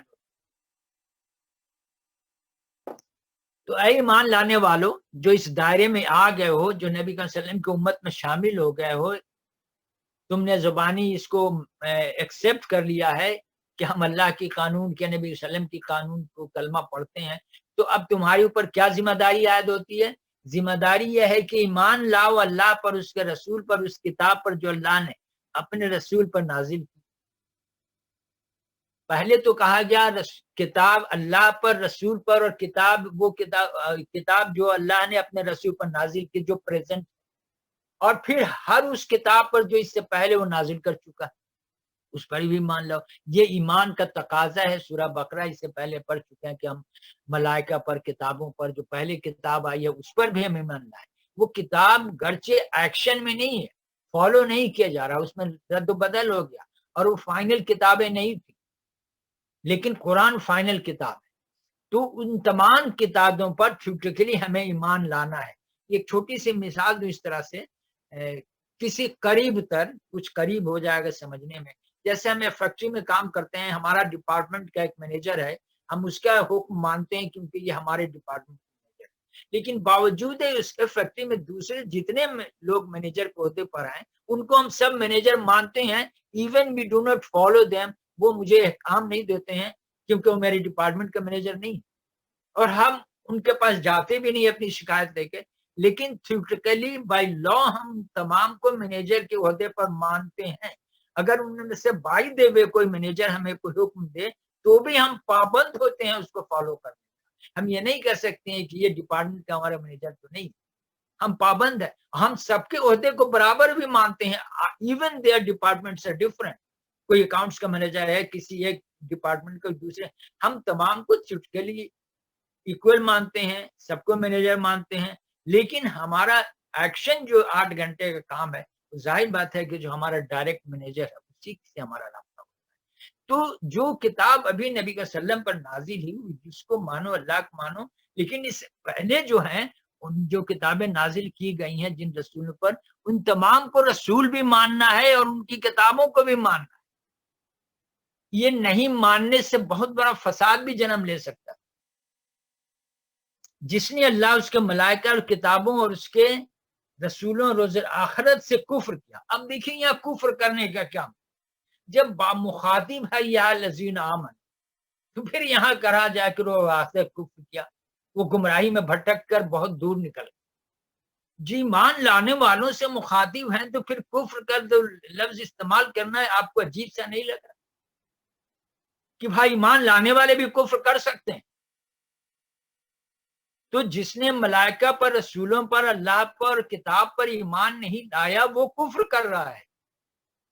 कुफ्र का मतलब काफिर जो हम लोग कहते हैं अरब के लगा बुजहल, वो मतलब नहीं है। मतलब कि वह इनकार ही कर रहा, उस किताब को प्रैक्टिकली एक्सेप्ट नहीं कर रहा, उस किताब के कायदे कानून को नहीं मान रहा, तो कुफ्र कर रहा। काफिर उसको कहते हैं जो इनकार कर दिया। आम जुबान में कहा जाता है काफिर, हम विद रिस्पेक्ट टू इस्लाम बात करते हैं कि उसने दीन का इनकार। तो ऐ ईमान वालो, तुम ईमान लाए हो, तुम्हारे ईमान का तकाजा है कि अल्लाह पर, रसूल पर, पूरा पहली किताबों पर, रसूलों पर तुम ईमान लाओ, कुफ्र मत करो, उनका इनकारी मत करो। तुम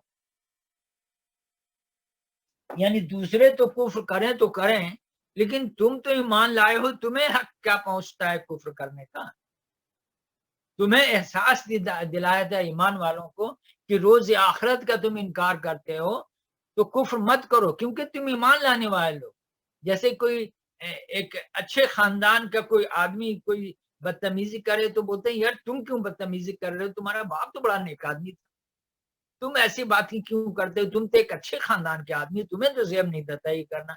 तो इस किस्म की बात हो रही कि तुम्हें जेब नहीं देता है कि तुम ईमान लाने वाले हो, फिर भी तुम रोज आखिरत का इनकार कर रहे हो, मलाइका का। और फिर वो गुमराहियों में भटक कर बहुत दूर निकल गया, जलालम बईदा। यानी एक तो होता है गुमराही, वक्त गुमराही, छोटे गुमराही, और एक बात होती है कि नहीं, जलालत में, गुमराहियों में बहुत दूर निकल गया। बहुत दूर का मतलब कि वापस होना उसका बड़ा मुश्किल है, वापसी उसकी मुश्किल होगा, रास्ता गुम हो गया।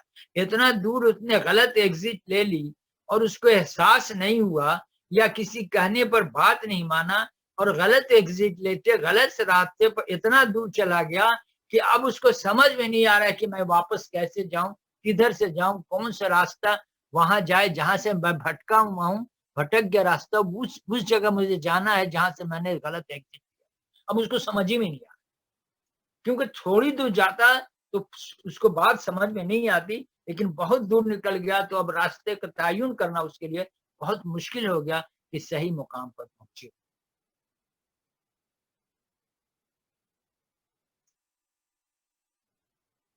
ईमान की अनासिर तरकीब, अनासिर के इंग्रेडिएंट्स क्या है, वो बात की जा रही है। ईमान अल्लाह पर, रसूलों पर, अल्लाह ने फिर रसूलों को भेजा ताकि इंसान की हिदायत दे। ईमान बिल रसालत में ये अम्र शामिल है कि रसूल अल्लाह ने अल्लाह की जानिब से जो पैगाम दिया वो सही दिया। ये ईमान, क्योंकि अल्लाह ताला डायरेक्ट लोगों से मुखातिब नहीं हुआ, नबी के वसल्लम के जरिए से लोगों से मुखातिब। तो जो पैगाम मलाइका ने नबी के वसल्लम पर लाया उस पर हमारा ईमान है नहीं कि वो सही पैगाम, बीच में कोई उसमें रद्द बदल नहीं की गई। अगर हमारा ईमान यहीं से मुतजलजल हो जाए कि वो पैगाम लाने वाले दुरुस्त नहीं थे, तो फिर पैगाम कहाँ से दुरुस्त? नबी के सल्लम पर ईमान नहीं लाए कि उन्होंने जो बात अल्लाह ने उनको बताई वही बात हम तक पहुंची, तो फिर मामला तो बिगड़ जाएगा, यहीं से गलत हो जाएगा। अल्लाह ने जो किताब रसूल के जरिए अरसा की है वो बिल्कुल सच्ची है। इस किताब के अंदर अल्लाह ने इंसानों को जिंदगी बसर करने के तमाम तरीके बताए हैं, और ये किताब तमाम अहले ईमान के दरमियान एक मुश्तरका राब्ता है। ये बहुत इंपॉर्टेंट पॉइंट है जिस पर आप गौर करें। अल्लाह ने जो किताब रसूल के जरिया अरसा की है वो बिल्कुल सच्ची है, ये हमें ईमान लाना पड़ेगा। अगर हम उसको सच्चाई नहीं माने तो उसको आगे फॉलो करने का कोई मान ही नहीं है। इस किताब के अंदर अल्लाह ने इंसानों को जिंदगी बसर करने के तमाम तरीके बताए हैं। यही तो कानून, कानून क्या है? जिंदगी बसर करने का तरीका जो अल्लाह ने दिया है रसूलों के। आमतौर से एक अल्फाज में बीच में शामिल कर लूं जो जहन में जो गलतफहमी हो गई है। अक्सर आप मीडिया में सुनते होंगे कि इस्लाम तो हमारा दीन है लेकिन कल्चर ऐसा है, हमारे कल्चर में ये शादी ब्याह के रस्म रिवाज जो भी होते हैं, मैं इशारा कर रहा हूँ, सिर्फ तफसील में नहीं जाऊंगा इसके, कि इस्लाम को हम अपना दीन मानते हैं। क्या इस्लाम है, निकाह होनी चाहिए, ये होनी चाहिए, वो होनी चाहिए, ऐसे, लेकिन हमारा कल्चर भी तो एक है। यहीं से गुमराहियत का दरवाजा खुलता है। इस्लाम में कोई कल्चर नहीं होता, इस्लाम एक मुकम्मल दीन। जब मुकम्मल दीन है फिर दूसरे की एंट्री इसमें जरूरत क्या है? कल्चर दीन के अंदर कोई दीन और कल्चर ऐसा नहीं होता है कि इस्लाम तो हमारा दीन है लेकिन हमारा कल्चर ये, गुमराही का दरवाजा यहीं खुलता है। फिर हम क्या करते हैं, दीन को तो 25% अमल कर नहीं करते हैं, 75% हम कल्चर अमल करते हैं। जब दरवाजा गुमराही का खोल दिया कल्चर के नाम पे, तो फिर कल्चर ही अप्लाई हो रहा, दीन तो पीछे हो। तो ये लफ्ज ही गलत है कि इस्लाम ये है, हमारा कल्चर ये है। ये गुमराही का दरवाजा है जहां से गुमराही शुरू होती है कल्चर के नाम। दीन मुकम्मल है, उसमें कल्चर की एंट्री की कोई गुंजाइश नहीं है, और अगर बगैर कल्चर के काम नहीं चलता है तो फिर दीन नामुकम्मल। किसी एक बात को तो मानना पड़े, अगर दीन पूरा निजाम जिंदगी को डिस्कस करता है तो फिर कल्चर की गुंजाइश कहाँ है? और अगर बगैर कल्चर के हमारा जिंदगी अधूरी रहती है, हमारे मामलात नहीं सुधरते हैं, हमारे मामलात हल नहीं होते हैं बगैर कल्चर के, तो इसके मतलब दीन मुकम्मल नहीं। कोई दोनों बात सही नहीं हो सकती। दीन मुकम्मल भी है फिर कल्चर की जरूरत पड़ती है, कल्चर की जरूरत पड़ती है तो दीन नामुकम्मल। ये मैं वजाहत करना चाह रहा हूँ कि ये गुमराहियों की दरवाजा है कल्चर के नाम पे, जो आमतौर से लोग बोलते हैं कि दीन तो ठीक है, इस्लाम तो ठीक है, सुन्नत तो ठीक है, लेकिन कल्चर ये। वहां पूछिए कि कल्चर की गुंजाइश दीन में है तो फिर दीन मुकम्मल तो नहीं है। कुरान तो कहता है कि आज हमने तुम्हारे दीन को मुकम्मल कर दिया सूरह माइदा में। तो मुकम्मल कहाँ हुआ? अगर हमारी कल्चर के हम मोहताज हैं तो फिर दीन मुकम्मल नहीं, और अगर दीन मुकम्मल है तो कल्चर की मोहताजी क्यों? ये गुमराहियों के इसलिए बीच में ये लाए कि नबी یہاں زندگی گزارنے کے تمام طریقے بتا دیا گیا دین میں. No need of culture. یہ دل کو تسکین دینے کے لیے ہم گمراہیوں کو کلچر کے نام پہ اپلائی کرتے ہیں تاکہ ہم قابل گرفت نہ ہو. تو پہلی بات جو میں نے کہا بہت کرٹیکل پوائنٹ ہے, غور کیجئے. کتاب ارسا کی اس کتاب کے اندر اللہ نے انسانوں کو زندگی گزارنے کے تمام طریقے بتائے ہیں, اور یہ کتاب تمام اہل ایمان کے درمیان مشترک رابطہ ہے. تمام اہل ایمان جنہوں نے لا الہ الا اللہ محمد رسول اللہ پڑھا ہے, نبی صلی اللہ علیہ وسلم کی امت میں شامل ہیں, ان تمام کے درمیان یہ کتاب مشترک ہے. کیا یہ مشترک ہے پریکٹیکل لائف میں؟ نہیں ہے. اگر یہ تمام اہل ایمان کے درمیان مشترک ہے تو پھر امت میں اتنا تفرقہ کیوں ہے بھائی؟ تفرقہ اس لیے ہے کہ پوری امت نبی صلی اللہ علیہ وسلم کی امت اس کو مشترکہ نہیں مانتی ہے. تھیوریٹیکلی بولتی ہے, تقریروں میں بولتی ہے, لیکن پریکٹیکلی یہ مشترک نہیں مانتی, عملی زندگی میں اشتراک نہیں مانتی ہے اس کو. دوسری جو کتابیں ہم یونیورسٹی کالج میں پڑھتے ہیں اس میں تو مشترک ہوتا ہے, لیکن دین کے معاملہ میں ہر ایک نے الگ الگ اپنا ایک طریقہ زندگی, یہاں کیا ہے, زندگی گزارنے کے تمام طریقے بتائے ہیں, ہر ایک نے اپنا اپنا طریقہ بنا دیا. تھیوریٹیکلی بولتا ہے. جیسے پھر میں جاؤں گا, جب میں نے ایک واقعہ بیان کیا تھا کہ آپ 2095 سے ایک مرتبہ میں آ رہا تھا, اپنے ہاتھ میں تفسیر تھی, تو وہ شیخ صاحب جو میرے ہی مکان خریدے ہیں, جو اسنا میں جاتے ہیں, ان سے ملاقات ہو گئی نیچے. تو ایسی نارمل بات ہوئی, کمال صاحب میرے ساتھ تھے تو انہوں نے تعریف کرا. تو وہ شیخ صاحب نے مجھ سے which thought you belongs. تو میں نے کہا کہ school of thought is a fraud. میں نے بے ساختہ کہا school of thought is a fraud. پھر میں نے سوال کیا which school of thought prophet Muhammad belongs, let me know. وہ میرا شکل دیکھا. یہ سب برائیوں کو چھپانے کے الفاظ ہیں. Culture, school of thought. بھائی اسکول آف تھاٹ نبی صلی اللہ علیہ وسلم ایک دین لے کر آئے, وہ دین قرآن ہے. تو قرآن تو مشترکہ ہے نا, تو اسکول آف تھاٹ کہاں سے آ گیا؟ پھر تو اسکول آف تھاٹ جتنا بنا لیجیے آپ, تو پھر مشترکہ تو نہیں ہوا نا. فیکٹر آپ پڑھتے ہیں نا, مشترکہ کامن لا. جب ہم کامن الجبرا میں تو کامن کیا ہوتا ہے؟ مشترک ہوتا ہے. تو پھر کتاب مشترک کہاں ہوئی؟ جب اسکول آف تھاٹ ہو گیا تو پھر میرا کچھ دوسرا معاملہ ہے بھائی. آپ کا کتاب کے ساتھ جو ریلیشن ہے وہ کچھ اور ہے, میرا کتاب کے ساتھ جو ریلیشن ہے کچھ اور ہے, ان کا کتاب کے ساتھ جو ریلیشن ہے کچھ اور. سب ڈیفرنٹ اسکول آف تھاٹ ہوا تو مشترکہ کہاں سے؟ مشترکہ تو نہیں ہوا. تم جب مشترکہ نہیں ہوا, ڈیفرنٹ اسکول آف تھاٹ ہو گیا تو ڈیفرنٹ ہو گیا. پھر امت میں اتحاد کہاں سے ہو؟ ہم ایک طرف اتحاد بھی کا لفظ بولتے ہیں, خطبے میں اتحاد بولتے ہیں, پھر ہم اسکول آف تھاٹ بھی بولتے ہیں. یہ مطلب مجھے نہیں لگتا کہ یہ مطلب we are honest in our thought or not. اگر ہم اپنے تھاٹ میں آنےسٹ ہے تو اسکول آف تھاٹ جب ہو گیا تو ڈفرنس ہو گیا نا بھائی. تو پھر اتحاد کہاں سے؟ اتحاد تو اسی وقت ہوتا ہے کسی پارٹی میں جب پارٹی کے تمام لوگ ایک قانون کو فالو کریں. اگر پارٹی کا ہر آدمی ڈفرنٹ قانون کو فالو کرے گا, اس منشور کو فالو نہیں کرے گا جو پارٹی کا ہے, تو پھر پارٹی ایک متحد کیسے رہے؟ نہیں رہے گی نا. تو جب قرآن کو ہم مشترک مانتے ہیں یا الذین آمنو کے حوالے سے, تو یہ مشترکہ چیز ہے نا. تو جب تک ہم اس کو مشترک پریکٹیکل لائف میں مانے نہیں, اندرونی کیفیت دل سے بالکل مشترک نہیں مانے, تب تک امت کا اتحاد کا الفاظ استعمال کرنا بڑے بڑے پڑھے لکھے لوگوں سے خطبے میں, یعنی ہم متضاد باتیں کرتے ہیں. اسکول آف تھاٹ بھی بولتے ہیں, تو کہاں سے اتحاد ہوگا؟ اسنا میں, ایکنا میں, اور فرت نسیم ہاشمی میں, دیوبندی میں, بریلوی میں, مالکی میں, شافعی میں, حنبلی میں, عربی میں, کہاں سے اتحاد ہوگا؟ کیونکہ سب کا اسکول آف تھاٹ الگ ہے. اس کو مشترک لیا ہی نہیں گیا ہے قرآن کو مشترکہ.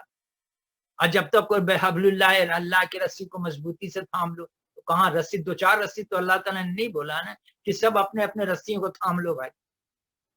وہ تو ایک رسی کو بولا ہے سب تھام لو. تو جب ایک رسی کو سب پڑھیں گے تو وہ رسی مشترکہ رسی. مشترکہ رسی سارے لوگوں کو, ایمان والے لوگوں اگر ایک رسی کو پکڑیں گے تبھی ہم ٹیکنیکلی بولیں گے نا کہ یہ رسی سب میں مشترک ہے بھائی، سب لوگ اسی کو پکڑے ہوئے ہیں. تو سب لوگ تو اس رسی کو نہیں پکڑے، بولتے ہیں منہ سے لیکن عملی نہیں ہے. تو یہ مشترکہ کتاب تو نہیں ہے مومنوں کا نا، تو مشترکہ کتاب نہیں تو اتحاد کا لفظ کیوں بولا؟ جیسے وہاں کیا کہ پہلے انجسٹس کو ختم کرو بھائی، پھر پیس کی بات کرو. چیریٹی کی بات اس وقت کرو جب justice who. Charity is not important, justice important. جب جسٹس ہوگا تو چیریٹی کی نوبت نہیں آئے. چیریٹی کی نوبت وہی ہوتی ہے کہ انجسٹس ہوتی ہے اور کچھ لوگوں نے بہت سارا دولت ملک اپنے ہاتھوں میں لے لیا ہے، تو پھر غربت ہوگی تو پھر چیریٹی آئے گی. جسٹس ہوگا تو پیسہ جمع ہی نہیں ہوگا ایک جگہ. دولت ملک کے اندر اللہ تعالیٰ نے سب کے حساب سے دیا ہے کہ پورے ملک کے لوگ اطمینان سے زندگی گزار سکتے، اتنی دولت وہ دے دیا، لیکن اس کے بٹوارا انجسٹس سے غلط ہو. تو میں زور دے رہا ہوں کہ قرآن مشترکہ کتاب نہیں مانا جاتا ہے عملی زندگی. لفظی طور پر یہ کہا جاتا ہے. جب اس کو ہم مشترکہ مان لیں گے تو پھر اتحاد خود بخود ہو جائے گا. اور انسانوں نے اس سے پوری کتاب کو بدل ہدایت لینا ہے. کیا یہ کتاب تمام اہل ایمان کے درمیان ایک مشترکہ رابطہ ہے اور انسانوں نے اس پوری کتاب کو بطور ہدایت لینا ہے، کیونکہ انسانیت کے لیے تو پورے انسان اگر مشترکہ مانے تو پوری انسانیت متحد ہو جائے گی. یہ جائز نہیں کہ اس میں سے بعض امور کو لے لیا جائے اور نافذ کیا جائے اور اس کے بعض حصوں کو چھوڑ دیا جائے. یہ سورہ بقرہ کی آیت 85 میں تم اس کتاب کو کچھ حصے کو مانتے ہو اور کچھ حصے کو نہیں مانتے ہو، تم کس قسم کے بیوقوف آدمی. مفہوم بتا کہ کہتے ہو کہ ہم کتاب پر ایمان لائیں اور اس کے کچھ حصے کو مانتے ہیں اور کچھ حصے کو نظر انداز کر دیتے ہو. مطلب یہ فیئر تو نہیں ہے نا، یہ تو غلط طریقہ ہے کہ تم یہ حرکت کرتے ہو. اللہ تعالیٰ نے خود ہی سورہ بقرہ کی آیت 185 میں کہا ہے کہ کتاب کچھ حصے کو تم مانتے ہو اور کچھ کو نہیں مانتے ہو. ایکچولی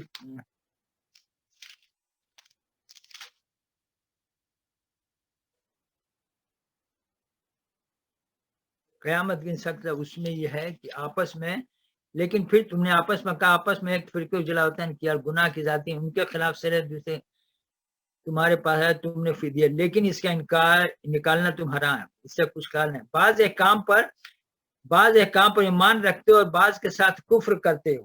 یہ سورہ بقرہ نبی صلی اللہ علیہ وسلم کے زمانے میں انصار کا موضوع چلا رہا. 3 آیات میں کہا جا رہا ہے کہ تم جو اپنے لوگوں کو ساتھ گھروں سے نکالے، ان کو قیدی بنائے، پھر تو کتاب کے کچھ حصے کو تم مانتے اور کچھ کو انکار کرتے. یہی باتیں ہیں کہ تم مشترکہ نہیں مانتے ہیں. یہ جائز نہیں کہ ان میں سے بعض امور کو لے لیا جائے، نافذ کیا جائے، اس کے بعض حصوں کو چھوڑ دیا جائے. ایمان کی بنیادی عنصر جو ہیں، ایلیمنٹس ہیں، تمام کتب سابقہ ایمان لانا ضروری ہے، اس لیے کہ سابقہ انبیاء بھی اللہ کے رسول تھے اور کتب بھی اللہ کی کتابیں تھی. ان سب میں جو نظام زندگی تجویز ہوا تھا اسلام ہی تھا. سب کی تعلیم یہ تھا کہ اللہ ہی الہ ہے، الوہیت کے تمام خصوصیات کے اندر اس کے ساتھ کوئی شریک نہیں، اور سب کی تعلیم یہ تھی کہ اس نظام زندگی کے اطاعت اور نفاذ واجب ہے. اور اللہ کے وحدانیت کے عقیدے کا یہ تقاضا بھی ہے کہ یہ کتب اپنی تحریف سے قبل کی سب اللہ کی طرف سے کتابیں تھیں، انسانوں نے اس میں تبدیلی کر دی، اس لیے وہ لائق ہدایت نہیں ہے مکمل طور پر. ان میں سے ایک ہی نظام درج تھا اور بشر کے بارے میں سب کا اندر اللہ کا ارادہ درج تھا، ایک ہی رات. تو بنیادی بات کہ یہ کتاب عملی طور سے مشترکہ نہیں مانا گیا، حکومتوں کے درمیان، قانون کے درمیان، لوگوں کے عملی زندگی کے درمیان، اور یہی سب سے بڑا فساد کی جڑ ہے. تمام کتابوں پر ایمان لانے کا مقصد یہ ہے کہ دراصل تمام کتب ایک ہی کتاب ہے جو الکتاب ہے، اور یہ وحدت فکر صرف امت مسلمہ کی خصوصیت ہے. اس کا تصور یہ ہے کہ تمام کتب سماوی ایک کتاب ہے، تمام ادیان سماوی ایک دین ہے، ان کے اندر بیان کردہ ضابطہ نظام ایک ہے اور طریقہ کار بھی ایک ہے. یہ تصور حقیقت الوہیت کے ساتھ حقیقی لگا کھاتا ہے، اور یہی بشریت کے لیے بھی درست. ان عناصر ایمان میں سے کسی کا انکار ہرگز قابل برداشت نہیں ہے، اور منفی بیان کے اندر بھی عناصر ایمان کی پوری تفصیل. جس نے اللہ، ملائکہ اور اس کی کتابوں اور اس کے رسولوں اور روز آخرت سے کفر کیا وہ گمراہی میں بھٹک کر بہت دور نکل گیا. آیات ایمان باللہ، کتاب، رسول یہ لازم ہے، اس کے بغیر راہ راست سے ہم بہت دور نکل جائیں گے. ضلالم بعیدہ سے مفہوم ہے کہ راہ گمراہیوں میں یہ لوگ اس قدر دور نکل گئے ہیں کہ اب ان کا راہ ہدایت پر آنا ممکن نہیں اور نہ اس بارے میں ان سے امید کی جا سکتی ہے.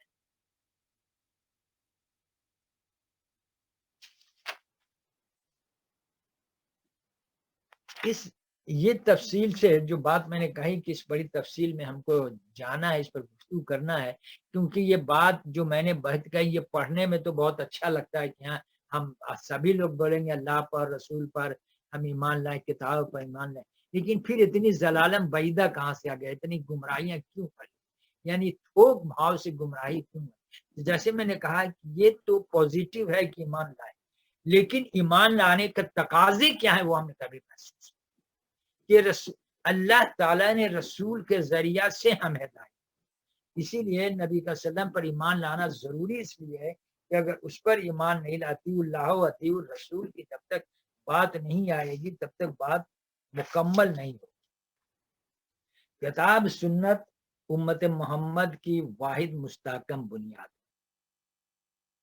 امت مسلمہ میں اتحاد کی ضرورت اور اہمیت مجاہد کی وضاحت ضروری نہیں ہے. فرقہ واریت اور گروہ بندی نے دین اور دنیا دونوں اعتبار سے ہمیں ناقابل تلافی نقصان پہنچایا ہے، کیونکہ قدر مشترک نہیں ہے کتاب جس کا مشاہدہ ہم وطن عزیز میں گزشتہ طویل عرصہ سے کر رہے ہیں، اور اس حقیقت سے آگاہ ہیں کہ وطن عزیز میں اسلامی نظامیات کے نفاذ دوسری رکاوٹ کے علاوہ بڑی رکاوٹ فرقہ واریت اور گروہ بندی بھی ہے.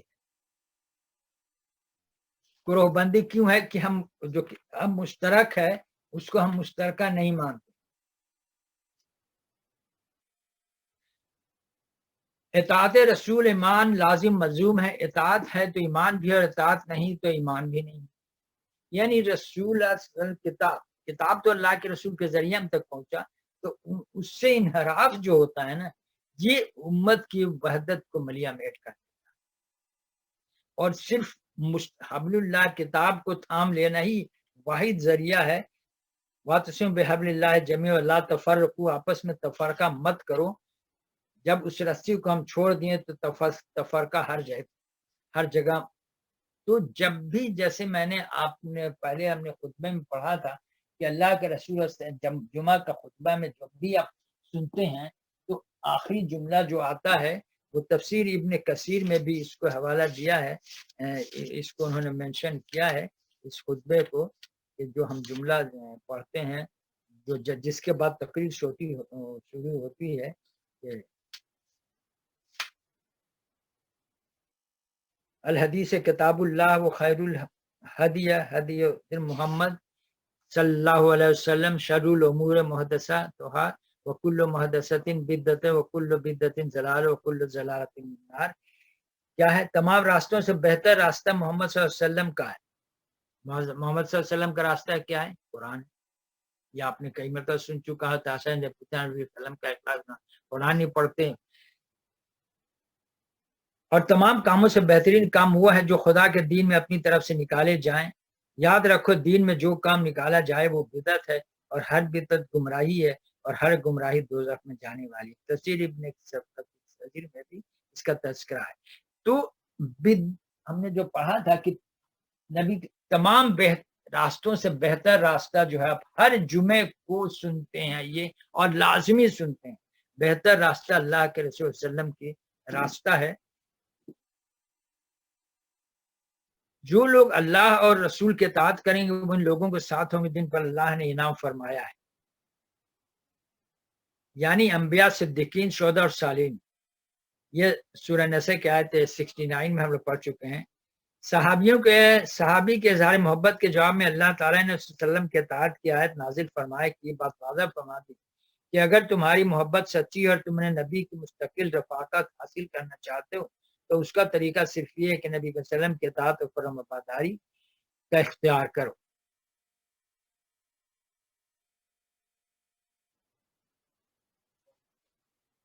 रसूल सल्लल्लाहु अलैहि वसल्लम की हयात तैयबा का कोई एक लम्हा ऐसा नहीं जिसमें उन्होंने नबी वसल्लम के अक़वाल को गौर से न सुना हो या अमाल को गौर से देखा ना हो और फिर मन वमन उस अमल करने की कोशिश न। जहां भी जो आपने सुना कि अल्लाह के रसूल सल्लम ने जो रास्ते बताए वो बेहतरीन रास्ते हैं, और उसमें जो भी प्लस माइनस हो, निकालने से मतलब जैसे मैंने कहा था कि सड़क पर 3 रास्ते बने हुए हैं, right hand side, left hand side, एक मिडिल में, और अल्लाह के रसूल का रास्ता यह है कि मिडिल में चलो। एक आदमी अगर गाड़ी ड्राइव कर रहा हो उस रास्ते से निकल गया है कि नबी सल्लम का रास्ता है, तो यकीनी या तो प्लस की तरफ जा रहा है या माइनस के रोड में है। ऐसा नहीं होता कि नबी का रास्ता छोड़कर मिडिल वाला वो ट्रैक छोड़ दिया है तो यकीनन दाहिने वाले ट्रैक पर है, और अगर दाहिने वाला नहीं ट्रैक पर है तो लेफ्ट साइड वाले ट्रैक पर है। अगर नबी का रास्ता पर है तो ठीक है, या ना दोनों तरफ अगर गया है तो वो क्या है, वो दूसरे ट्रैक पर चला गया, और दूसरे ट्रैक पर जाने का मतलब ही है कि वो बिदअत में चला, क्योंकि या तो अपनी मर्जी से गया है या गुमराही में गया है, वो बिदअत है, दूसरा तरीका उसने निकाल लिया है। तो यही बात है कि वो बिदअत में चला गया, और बिदअत जो है वो तमाम गुमराहियों का ओरिजिन, जैसे इनजस्टिस जो है वो तमाम बुराइयों की जड़ है, उसी इनजस्टिस के जगह पर आप बिद्दत दीजिए। इनजस्टिस हो गया ना, कलमा पढ़ा अल्लाह के रसूल सल्लम की और फिर उस पर अमल नहीं किया तो क्या हो गया, इनजस्टिस हो गया। तो जब इनजस्टिस हो गया तो बुराइयां शुरू हो गई। तमाम बुराइयों की जड़ जो है वो शुरू ही होती है नबी के सल्लम के रास्ते की।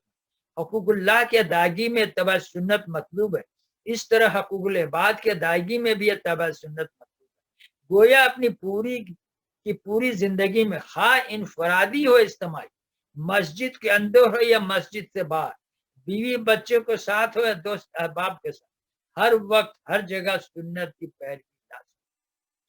मुहज इबादत के चंद मसाइल पर तवज्जो देना और जिंदगी के बाकी मामलात में सुन्नत की पैरवी को नजरअंदाज कर देना किसी तरह भी पसंदीदा नहीं कहला सकता।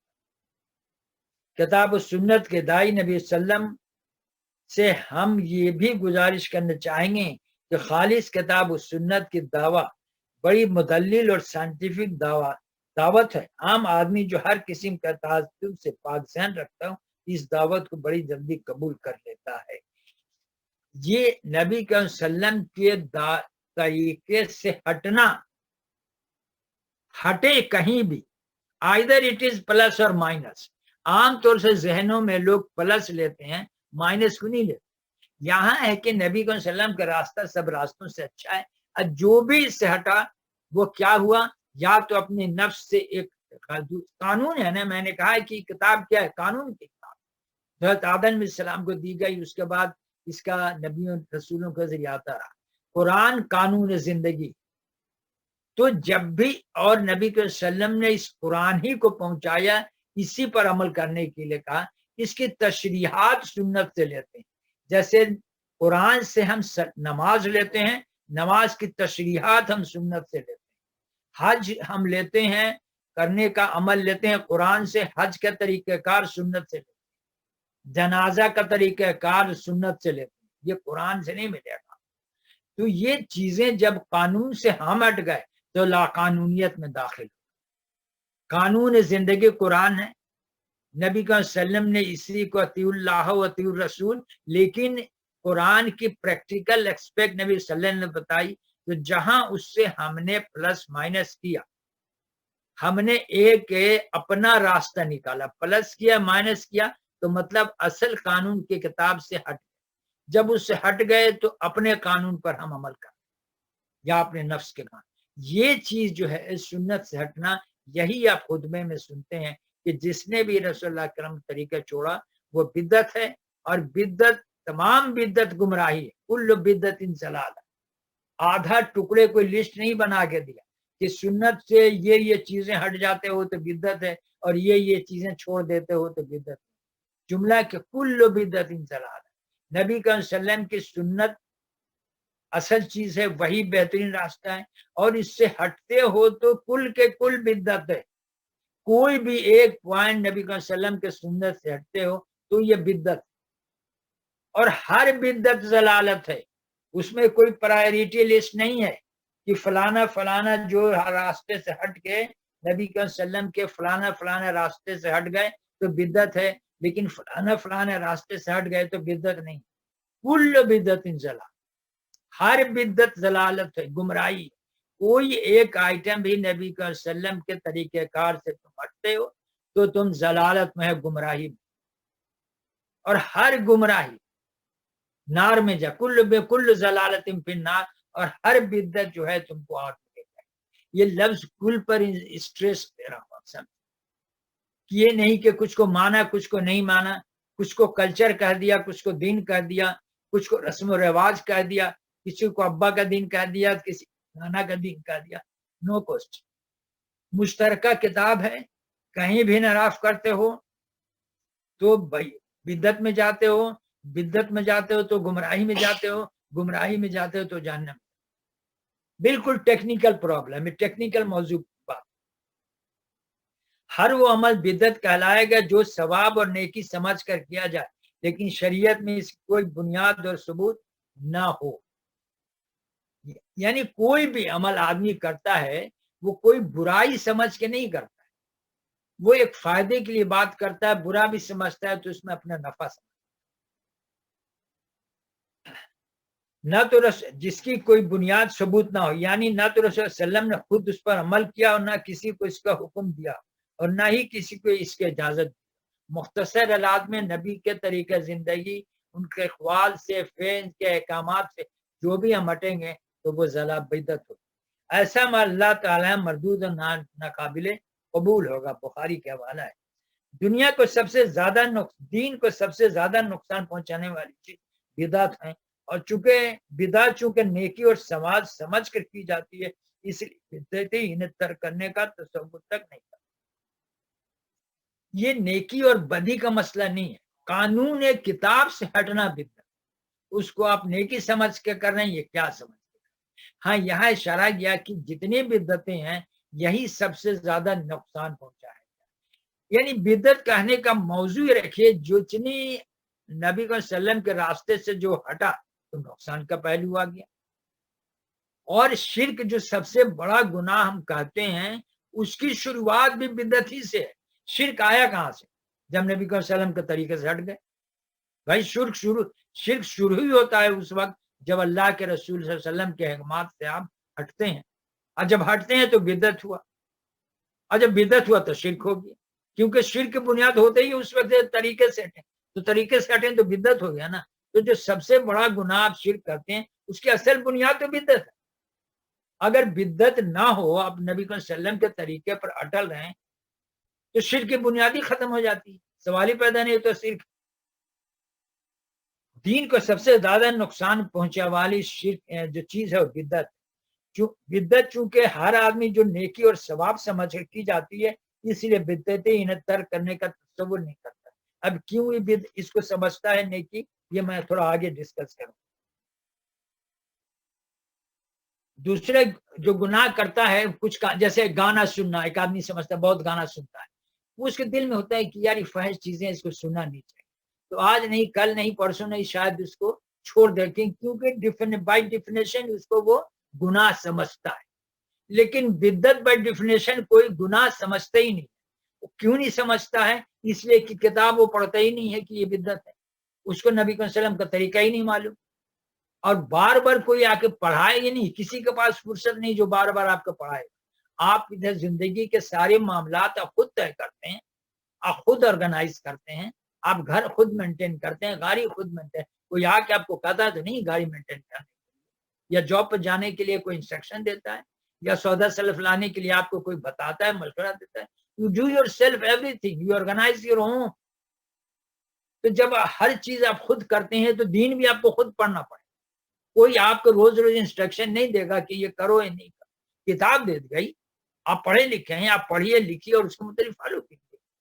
نہ کسی پر ذمہ داری ہوتی ہے کہ الف سے یہ تک روزانہ آپ کو ڈائریکشن کرے کہ آپ کو کیا کرنا ہے اور کیا نہیں کرنا، کیا صحیح ہے کیا غلط. ہر آدمی کسی کے پاس ٹائم ہے، ہر آدمی اپنے معاملات.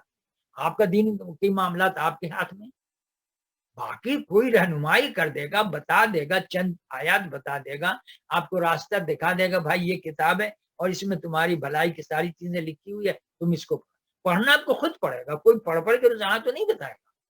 You are responsible for your every one. نوکری سے، بیوی بچوں سے، عہدہ سلام سے، گاڑی سے، پاسپورٹ سے، ویزے سے، یہ کوئی دوسرا کرتا ہے یا آپ کرتے ہیں؟ تو یہ بھی آپ ہی کو کرنا. اس امید پر نہیں بیٹھے کوئی آپ کو بتا دے. شریعت میں دو گناہ ایسے ہیں جنہیں ترک کیے بغیر کوئی نیک عمل قبول نہیں ہوتا، نہ توبہ قبول ہوتی. دو ایسے گناہ ہیں جنہیں ترک کیے بغیر کوئی نیک عمل قبول نہ ہوتا، نہ توبہ قبول ہوتی. پہلا شرک اور دوسرا بدعت. اور میرا فلسفہ ہے کہ پہلے بدعت بعد میں شرک. بھائی شرک ہوتا ہی ہے جب طریقہ کار کو چھوڑو گے نا.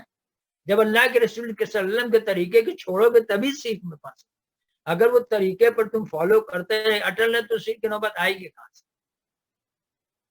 شرک کے بارے میں رسول صلی اللہ علیہ وسلم کا ارشاد مبارک ہے، اللہ تعالیٰ بندے کے گناہ معاف کرتا رہتا ہے جب تک اللہ اور بندے کے درمیان پردہ حائل نہیں ہوتا، یعنی موت نہیں آتی. صحابہ کرام رضی اللہ عنہم نے عرض کیا، یا رسول اللہ پردہ کیا ہے؟ آپ نے فرمایا آدمی سال میں مرے کہ شرک کرنے والا ہو. اور بدعت کے بارے میں رسول صلی اللہ علیہ وسلم کا ارشاد مبارک ہے کہ اللہ تعالیٰ بدعتی کو توبہ قبول نہیں کرتا جب تک بدعت نہ کر دے. وہ نہ کر دے وہ زندگی موت نہ آ جائے. بدعتی کی ساری محنت اور مشقت کی مثال اس مزدور کی سی ہے جو دن بھر محنت مزدوری کرتا رہے لیکن اسے کوئی مزدوری یا اجرت نہ ملے سوائے تھکاوٹ اور بربادی وقت. اس کی تشریح میں پھر کروں گا، ابھی سن لیجیے، پھر تھوڑا آگے جائیں گے. بدعتی کی ساری محنت اور مشقت کی مثال اس مزدور کی سی ہے جو دن بھر محنت مزدوری کرتا رہے لیکن اسے کوئی مزدوری یا اجرت نہ ملے سوائے تھکاوٹ اور بربادی وقت کے کچھ نہیں. قیامت کے روز جب رسول اللہ علیہ وسلم حوض کوثر پر اپنی امت کو پانی پلا رہے ہوں گے تو کچھ لوگ حوض کوثر پر آئیں گے جنہیں نبی صلی اللہ علیہ وسلم اپنی امت سمجھیں گے، لیکن فرشتے آپ صلی اللہ علیہ وسلم کے بتائیں گے کہ یہ وہ لوگ ہیں جنہوں نے آپ صلی اللہ علیہ وسلم کے بعد بدعت شروع کر دی. چنانچہ رسول اللہ علیہ وسلم فرمائیں گے، یعنی دفع اور دور ہو وہ لوگ جنہوں نے میرے بعد دین کو بدل ڈالا. بس وہ عبادت اور ریاضت جو سنت رسول اللہ علیہ وسلم کے مطابق نہ ہو وہ ضلالت اور گمراہی ہو. میں بہت ٹھہر ٹھہر کے پڑھ رہا ہوں اس کو، آپ اس پر توجہ دیں. قیامت کے روز جب رسول اللہ علیہ وسلم حوض کوثر پر اپنی امت کے پانی پلا رہے ہوں گے تو کچھ لوگ حوض کوثر پر آئیں گے جنہیں نبی صلی اللہ علیہ وسلم اپنی امت سمجھیں گے، لیکن فرشتے آپ صلی اللہ علیہ وسلم کو بتائیں گے کہ یہ وہ لوگ ہیں جنہوں نے آپ کے بعد بدعات شروع کر دی. چنانچہ ربی کریم صلی اللہ علیہ وسلم فرمائیں آپ کے بعد بدعت شروع کر دی مطلب کیا؟ آپ کے بعد آپ کے راستے کو انہوں نے چھوڑ دیا، جو آپ خطبے میں سننا ہے اس سب سے. تو جب چھوڑ دیا تو بدعت کی. فرشتے بتائیں گے، آپ نبی صلی اللہ علیہ وسلم فرمائیں گے دفع اور دور ہوں وہ لوگ جنہوں نے میرے بعد دین کو بدل ڈالا. اسی لیے لفظ میں نے کہا تھا پلس مائنس. کچھ لوگ ہوتے ہیں دین میں اضافہ کرنا. بھئی اضافہ سے کیا مطلب؟ آپ لوگ ٹیکنیکل لوگ میرے خیال سے مخاطب ہیں. مائنس جو مائنس پلس ہے نا، مائنس پلس ہی ہوتا مائنس سائن کے ساتھ. مائنس بھی ایڈیشن ہوتا ہے with the sign of minus. تو پلس اور مائنس دونوں ایڈیشن ہوتا ہے، صرف مائنس مائنس سائن کے ساتھ ہوتی. یہاں دفع دور ہوں جنہوں نے میرے دین کو بدل ڈالا، ادھر اس میں اضافہ کر دیا کمی کر دیا، دونوں ہی بدلنا ہوتا ہے.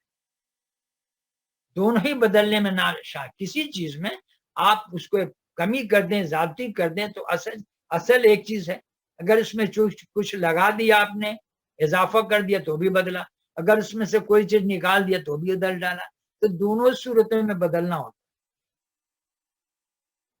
دفع دور ہوں وہ لوگ جنہوں نے میرے بعد دین کو بدل ڈالا. پس وہ عبادت اور ریاضت جو نبی صلی اللہ علیہ وسلم کے مطابق نہ ہو ضلالت اور گمراہی ہے. وہ اذکار وہ وظائف جو سنت رسول اللہ علیہ وسلم سے ثابت نہ ہو بیکار اور لا حاصل ہیں. وہ صدقہ وہ خیرات جو نبی صلی اللہ علیہ وسلم کے بتائے ہوئے طریقے پر نہ ہو اکارات اور رائگاں ہیں. وہ محنت اور مشقت جو آپ صلی اللہ علیہ وسلم کے حکم کے مطابق نہیں، وہ جہنم کا ایندھن ہے. عاملۃ ناصبۃ تصلی نارا حامیہ، یعنی قیامت کے روز کچھ لوگ ایسے ہوں گے جو عمل کر کے تھکے ہوئے ہوں لیکن بھڑکتی آگ میں ڈال دیے جائیں گے. سورہ غاشیہ آیت نمبر 3 اور 4. اب میں اس کی تشریح کرنا چاہوں گا اپنے مطابق، اپنے ذہن اور شعور کے مطابق، کہ قیامت کے روز کچھ پورے جملہ جو بھی پڑھا اقتباس، اس میں ایسا ہے کہ کچھ لوگ قیامت کے روز نہایت تھکے ماندے ہوں گے، پریشان حال ہوں گے، لیکن وہ قیامت کے روز کچھ لوگ ایسے ہوں گے جو عمل کر کے تھکے ہوئے ہوں، یعنی دنیا میں انہوں نے بہت عمل کیا، بڑی محنت کی، لیکن بھڑکتی آگ میں ڈال دیے جائیں گے. یہ عجیب سی بات نہیں لگ رہی آپ کو؟ ایسا کیوں ہوگا بھائی؟ ایسا اس لیے ہوگا کہ انہوں نے طریقہ کار نبی صلی اللہ علیہ وسلم کو چھوڑ کے عمل کیا. اب بعض اوقات اس میں آپ دیکھیے، اس کی اور بہت لمبی ہم تشریح کریں گے اس لیے کہ معاوضہ ہمیشہ اس وقت ملتا ہے جب عمل صحیح ہو. اگر عمل صحیح نہیں ہو، بہت محنت کی، تو کوئی ضروری نہیں کہ آپ کو ثواب ملے، اجر ملے، یا آپ کو معاوضہ ملے، آپ کو سزا بھی مل سکتی. مثلا میں کچھ مثالیں دوں گا، شاید کلیئر کر سکتا ہوں. آپ ایک فیکٹری میں کام کر رہے ہیں، 500 پارٹ آپ نے بنایا اور 8 گھنٹے اپنے جاب کی، لیکن وہ part with respect to the آپ کے جو دیا گیا ہے چار ڈش سائز اور شیپ میں وہ پارٹ بنانا، اس پہ نہیں بنایا. شام کو 500 پارٹ جب انسپیکٹ کیا گیا تو وہ سارے reject. It did not follow the SWI. اب آپ کو کیا سزا دی جائے گی؟ آپ کو انعام دیا جائے گا کہ آپ نے 500 پارٹ کا میٹیریل ضائع کیا، مشین کا بجلی ضائع کیا، گیس ضائع کیا، وہ تمام چیزوں، مشین، بجلی، پانی، گیس ضائع کیا. آپ نے 8 گھنٹہ کی محنت ضائع کی، 500 پارٹ کا میٹیریل ضائع. Do you think you will get the reward اور پنشمنٹ؟ آپ کہیے آپ نے تھکے ماندے ہیں محنت میں، لیکن محنت میں SWI آپ نے فالو نہیں، انسٹرکشن آپ نے فالو نہیں کیا، تو آپ کو وارننگ ملے گی، آپ کو کوئی اس کا ریوارڈ نہیں ملے گا، کیونکہ آپ کو جو انسٹرکشن دیا گیا تھا اس کو آپ نے فالو نہیں کیا. Even you tired of work, سارا دن محنت کیا لیکن سارا چیز ضائع کیا، تو آپ کو پنشمنٹ ملے گی، ضائع نہیں. تو عمل اس طریقے پر کیا جائے جو کہا جائے تو پھر ریوارڈ ملتا. مثلا ایک ہوٹل والا ہے، ایک معذر کو کہا کہ ایک دیگ بریانی بناؤ. اس نے بریانی بنایا، اس میں نمک بہت زیادہ تھا. اب اس محنت تو کیا، پورا بریانی بنایا، جب چکھا گیا تو مالک بولتا ہے تو سارا ضائع، اس کو خریدے گا. اب وہ کہتا ہے کہ بریانی تو صحیح بنایا، میں نے اتنی محنت کی، مشقت کی، لیکن اس نے وہ ریسیپی کو فالو نہیں کیا جس ریسیپی پر بریانی بنتی ہے، اور جتنا مسالہ ایک دیگ میں ڈالنا تھا وہ نہیں ڈالا. تو آپ سمجھتے ہیں اس کو ریوارڈ ملے گا یا پنشمنٹ ملے گا؟ محنت کی، تھکا ہوا، ماندہ، پسینے بہہ رہا، لیکن ریوارڈ تو نہیں ملے گا، سوائے اس کے یا تو نکال دیا جائے گا یا پھر وہ وارننگ دی جائے گی. تو محنت بنیاد نہیں ہے ریوارڈ. محنت پوزیٹو ہو، وتھ رسپیکٹ ٹو ریسیپی. اس نے بریانی نہیں بنائی، آپ نے part with respect to SW نہیں بنائی، تو ریوارڈ کا تو تصور اس سے نہیں ہے کہ میں آپ کو طریقہ کار بھی فالو کرنا پڑے گا جو بتائے گا. آپ ایک کپڑا دینے جاتے ہیں درزی کو کپڑا سینے کے لیے، وہ پیمائش کرتا ہے، جب لینے جاتے ہیں تو پیمائش کے ڈبل وہ سائز جو ہے بہت زیادہ، بہت ڈھیلا ڈھالا، بہت بڑے سائز کا کپڑا بنا. تو کیا آپ اس کو درزی کو دیں گے اس کے معاوضہ کہ ہاں تم نے کپڑا سیا؟ تو آپ اس کو ڈانٹ ڈپٹ پھٹکار کریں گے، میرا کپڑا بھی ضائع کر دیا کم وقت تم نے، ابھی میں کپڑا کہاں سے لاؤں گا، میں نے تو یہ سائز دے کر گیا تھا، تم نے یہ کہاں سے؟ تو کیا آپ اس کو ریوارڈ دیں؟ نہیں دیں. اس لیے نہیں دیں گے کہ اس نے وہ سائز نہیں فالو کیا جو آپ اس کو دے کر. میں یہ آپ کو سمجھانا چاہتا ہوں کہ صرف جو چیز دیکھنے عبادت لگے، وہ عبادت یا نیکی اس وقت تصور ہوگا جب وہ SWI کو، ریسیپی کو فالو کرے. اس سے ہٹ کر آپ نے جو کام کیا تو آپ نے کرائم کیا. آپ نے بریانی کے چاول ضائع کیا، گوشت ضائع کیا، آپ نے ریسیپی کو فالو نہیں کیا، آپ نے 500 میٹیریل ضائع کر دیا پارٹ کا، مشین کے ساتھ جو بجلی ہے وہ بھی ضائع کیا، آپ کو پنشمنٹ ملی. آپ نے کپڑا سلائی کیا، دھاگا ضائع کیا، لیکن اس سائز میں نہیں کیا جو آپ کو دیا گیا، آپ نے کپڑا ضائع کیا، پنشمنٹ ملی. تو عبادت کا تصور جو ہے وہ صرف محنت سے نہیں ہوتا. आपको रेसिपी को फॉलो करना पड़ेगा। अगर रेसिपी को फॉलो नहीं किया तो आपने तो क्राइम किया ना। यही ये आयत कह रहा है कि बाज लोग क़यामत के दिन ऐसे मिलेंगे आपको जो नहायत थके हुए होंगे, इबादत कर कर के थके होंगे, लेकिन चूंकि नबी का सल्लम की रेसिपी, ये क्या है, कानून क्या है, रेसिपी है ना। खाना पकाने की रेसिपी होता है, ये जिंदगी की रेसिपी है। तो आपने इसी तरह फैक्ट्रियों में चीज बनाते हैं, उसका एक रेसिपी होता है, उसका एक SWI होता है, उसका साइज दिया गया है। तो उस पे मुताबिक नहीं करेंगे तो आपको पनिशमेंट ही मिलेगी। मेहनत, चोर डाकू बदमाश भी मेहनत करते हैं, मेहनत किए बगैर डकैती थोड़ी होता है। तो ऑलवेज हमारा स्टैंडर्ड जो चीज होती है कि मेहनत अकॉर्डिंग टू द रेसिपी, मेहनत अकॉर्डिंग टू द नबी का सल्लम की सुन्नत के मुताबिक, फिर वो काउंटिंग होगा, उसका रिवार्ड मिलेगा। उससे हटकर जो मेहनत करेंगे वो क्राइम होगा। ये नहीं कि सिर्फ रिवार्ड नहीं मिलेगा, पनिशमेंट मिलेगा, क्योंकि आपने बिद्दत की है, गुमराही की है, लोगों को गुमराहियों में लगाया है, रास्ता दिखा है, तो उसकी पनिशमेंट मिलेगा। भाई रिवार्ड के तो तसव्वुर छोड़ दें। हाँ, बाज औकात बिद्दत क्यों फैलती है, ये एक बहुत अहम मौजू है जिस पर हम अगले सिटिंग में बहस करेंगे। आमतौर से मुझे एक बात ख्याल आता है कि एक मरतबा फैक्ट्री में, आमतौर से मैं दीनी बात नहीं करता हूँ, ऑन दी जॉब बहुत सारे लोग पूछते हैं तो मैं साफ इनकार कर देता हूँ कि फैक्ट्री में मैं दीनी मौजू नहीं करता हूँ। 2 वजह, एक तो मुनासिब नहीं है, मैं काम के लिए आया हूँ, काम करता हूँ, तनख्वाह लेता हूँ, यहाँ दीन की बात नहीं मुनासिब होता। दूसरी, आपके पास वक्त नहीं कि किसी बात को तफसील से आप बता सकें। बात तो करना है, कोई पूछता है, बोलता है भाई मैं किताब दे दूंगा, फुटेज दे दूंगा, आप घंटे जाकर पढ़, टाइम नहीं है, और मुकम्मल बात नहीं होने से गलतफहमी होती। तो एक साहब थे, ऐसी छोटी सी बात बता दी, फैक्ट्री में बहुत पहले, तो शब बारात का मौजू उन्होंने छोड़ दिया। मैं मना करता हूँ कि ये मौजू नहीं है, यहाँ बात करें। फिर भी उन्होंने कुछ बोला कि इसमें बिद्दत कहाँ आई, तो हम इबादत करते हैं रात को, तो इसमें गुनाह क्या है। ये बड़ा अहम पॉइंट है जो अगले 10 मिनट है कि इसमें गुनाह क्या, इसमें हरज क्या, इसमें क्या है। कि हम तो कुरान ही पढ़ लेते हैं ना शब बारात में, तो हम तो इबादत ज्यादा कर लेते हैं, प्लस पॉइंट कर लेते हैं, प्लस ही तो क्राइम है भाई। तो मैंने एक छोटा सा मिसाल दिया कि भाई वो इत्तेफाक से मशीन पर थे, मैंने कहा कि ये पार्ट अब बना रहे हैं और इसमें जो इंटरनल डायमीटर है 50 मिलीमीटर का है, आप इसको 60 मिलीमीटर का ये डायमीटर बना दें इंटरनल, और शाम को जब सुपरवाइजर पीछे गई 500 पार्ट का जो 50 मिलीमीटर का आईडी था, इसको 60 में बनाया, तो बोलिएगा कि भाई मेरा शुक्र अदा कीजिए, मैंने तो ज्यादा ही बनाया है, कम तो नहीं बनाया है। तो सुपरवाइजर तुम्हारा मुंह देखेगा। यानी आपका ये तस्वुर कि हमने शब बारात में ज्यादा इबादत कर ली, कुरान पढ़ लिया, नमाज पढ़ लिया, तो बुराई क्या है। तो मैं तो टेक्निकल जवाब देता हूँ कि आईडी 50 का बनाना था, आपने 60 बना दिया। सुपरवाइजर पूछेगा ऐसा क्यों, तब बोलिएगा कि आप मेरा थैंक यू बोले कि हमने 50 की जगह 60 बना दिया।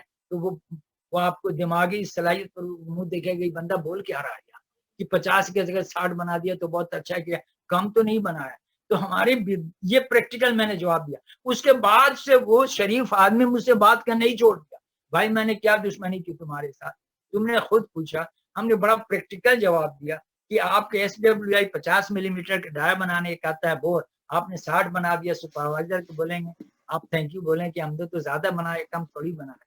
तो भाई ज्यादा कर देना कोई इबादत नहीं है किसी, you have to follow this standard. बहरहाल आज की गुफ्तगू यही खत्म होती है। एक टेक्निकल एग्जांपल दे दी जो प्रैक्टिकल मैंने फेस किया। इस मौजू पर हम अगले 10 में फिर बात करेंगे कि बिद्दत शुरुआत कहाँ से होती है और किस तरह होती है और क्यों कंटिन्यू करती है, और बिद्दत इतना बड़ा क्राइम क्यों है। क्योंकि खुतबे में जो आप आखिरी जुमला कहते हैं कुल बिद्दतिन दलाल है, कुल, इसमें शिर्क का नाम नहीं है, बिद्दत का नाम है, शिर्क का नाम नहीं है। शिर्क का नाम होना चाहिए ना, लेकिन शिर्क का नाम इसलिए नहीं लिया गया, बिद्दत के लिए गया कि शिर्क होता ही उस वक्त है जब आप बिद्दत करेंगे। लिहाजा उसने जड़ को पकड़ा है खुतबे में कि नबी का सल्लम के सुन्नत से हटेंगे तो बिद्दत होगी, और बिद्दत गुमराही है, और गुमराही जहन्नम में ले जाएगी। शिर्क का लफ्ज ही नहीं है, जबकि हम सुनते आ रहे हैं कि शिर्क जो है सबसे बड़ा गुनाह है। लेकिन सबसे बड़ा गुनाह का गेट क्या है, यहाँ से शुरू। अल्लाहुम्मा सल्ली अला मुहम्मद व अला आलि मुहम्मद कमा सल्लैता अला इब्राहीम व अला आलि इब्राहीम।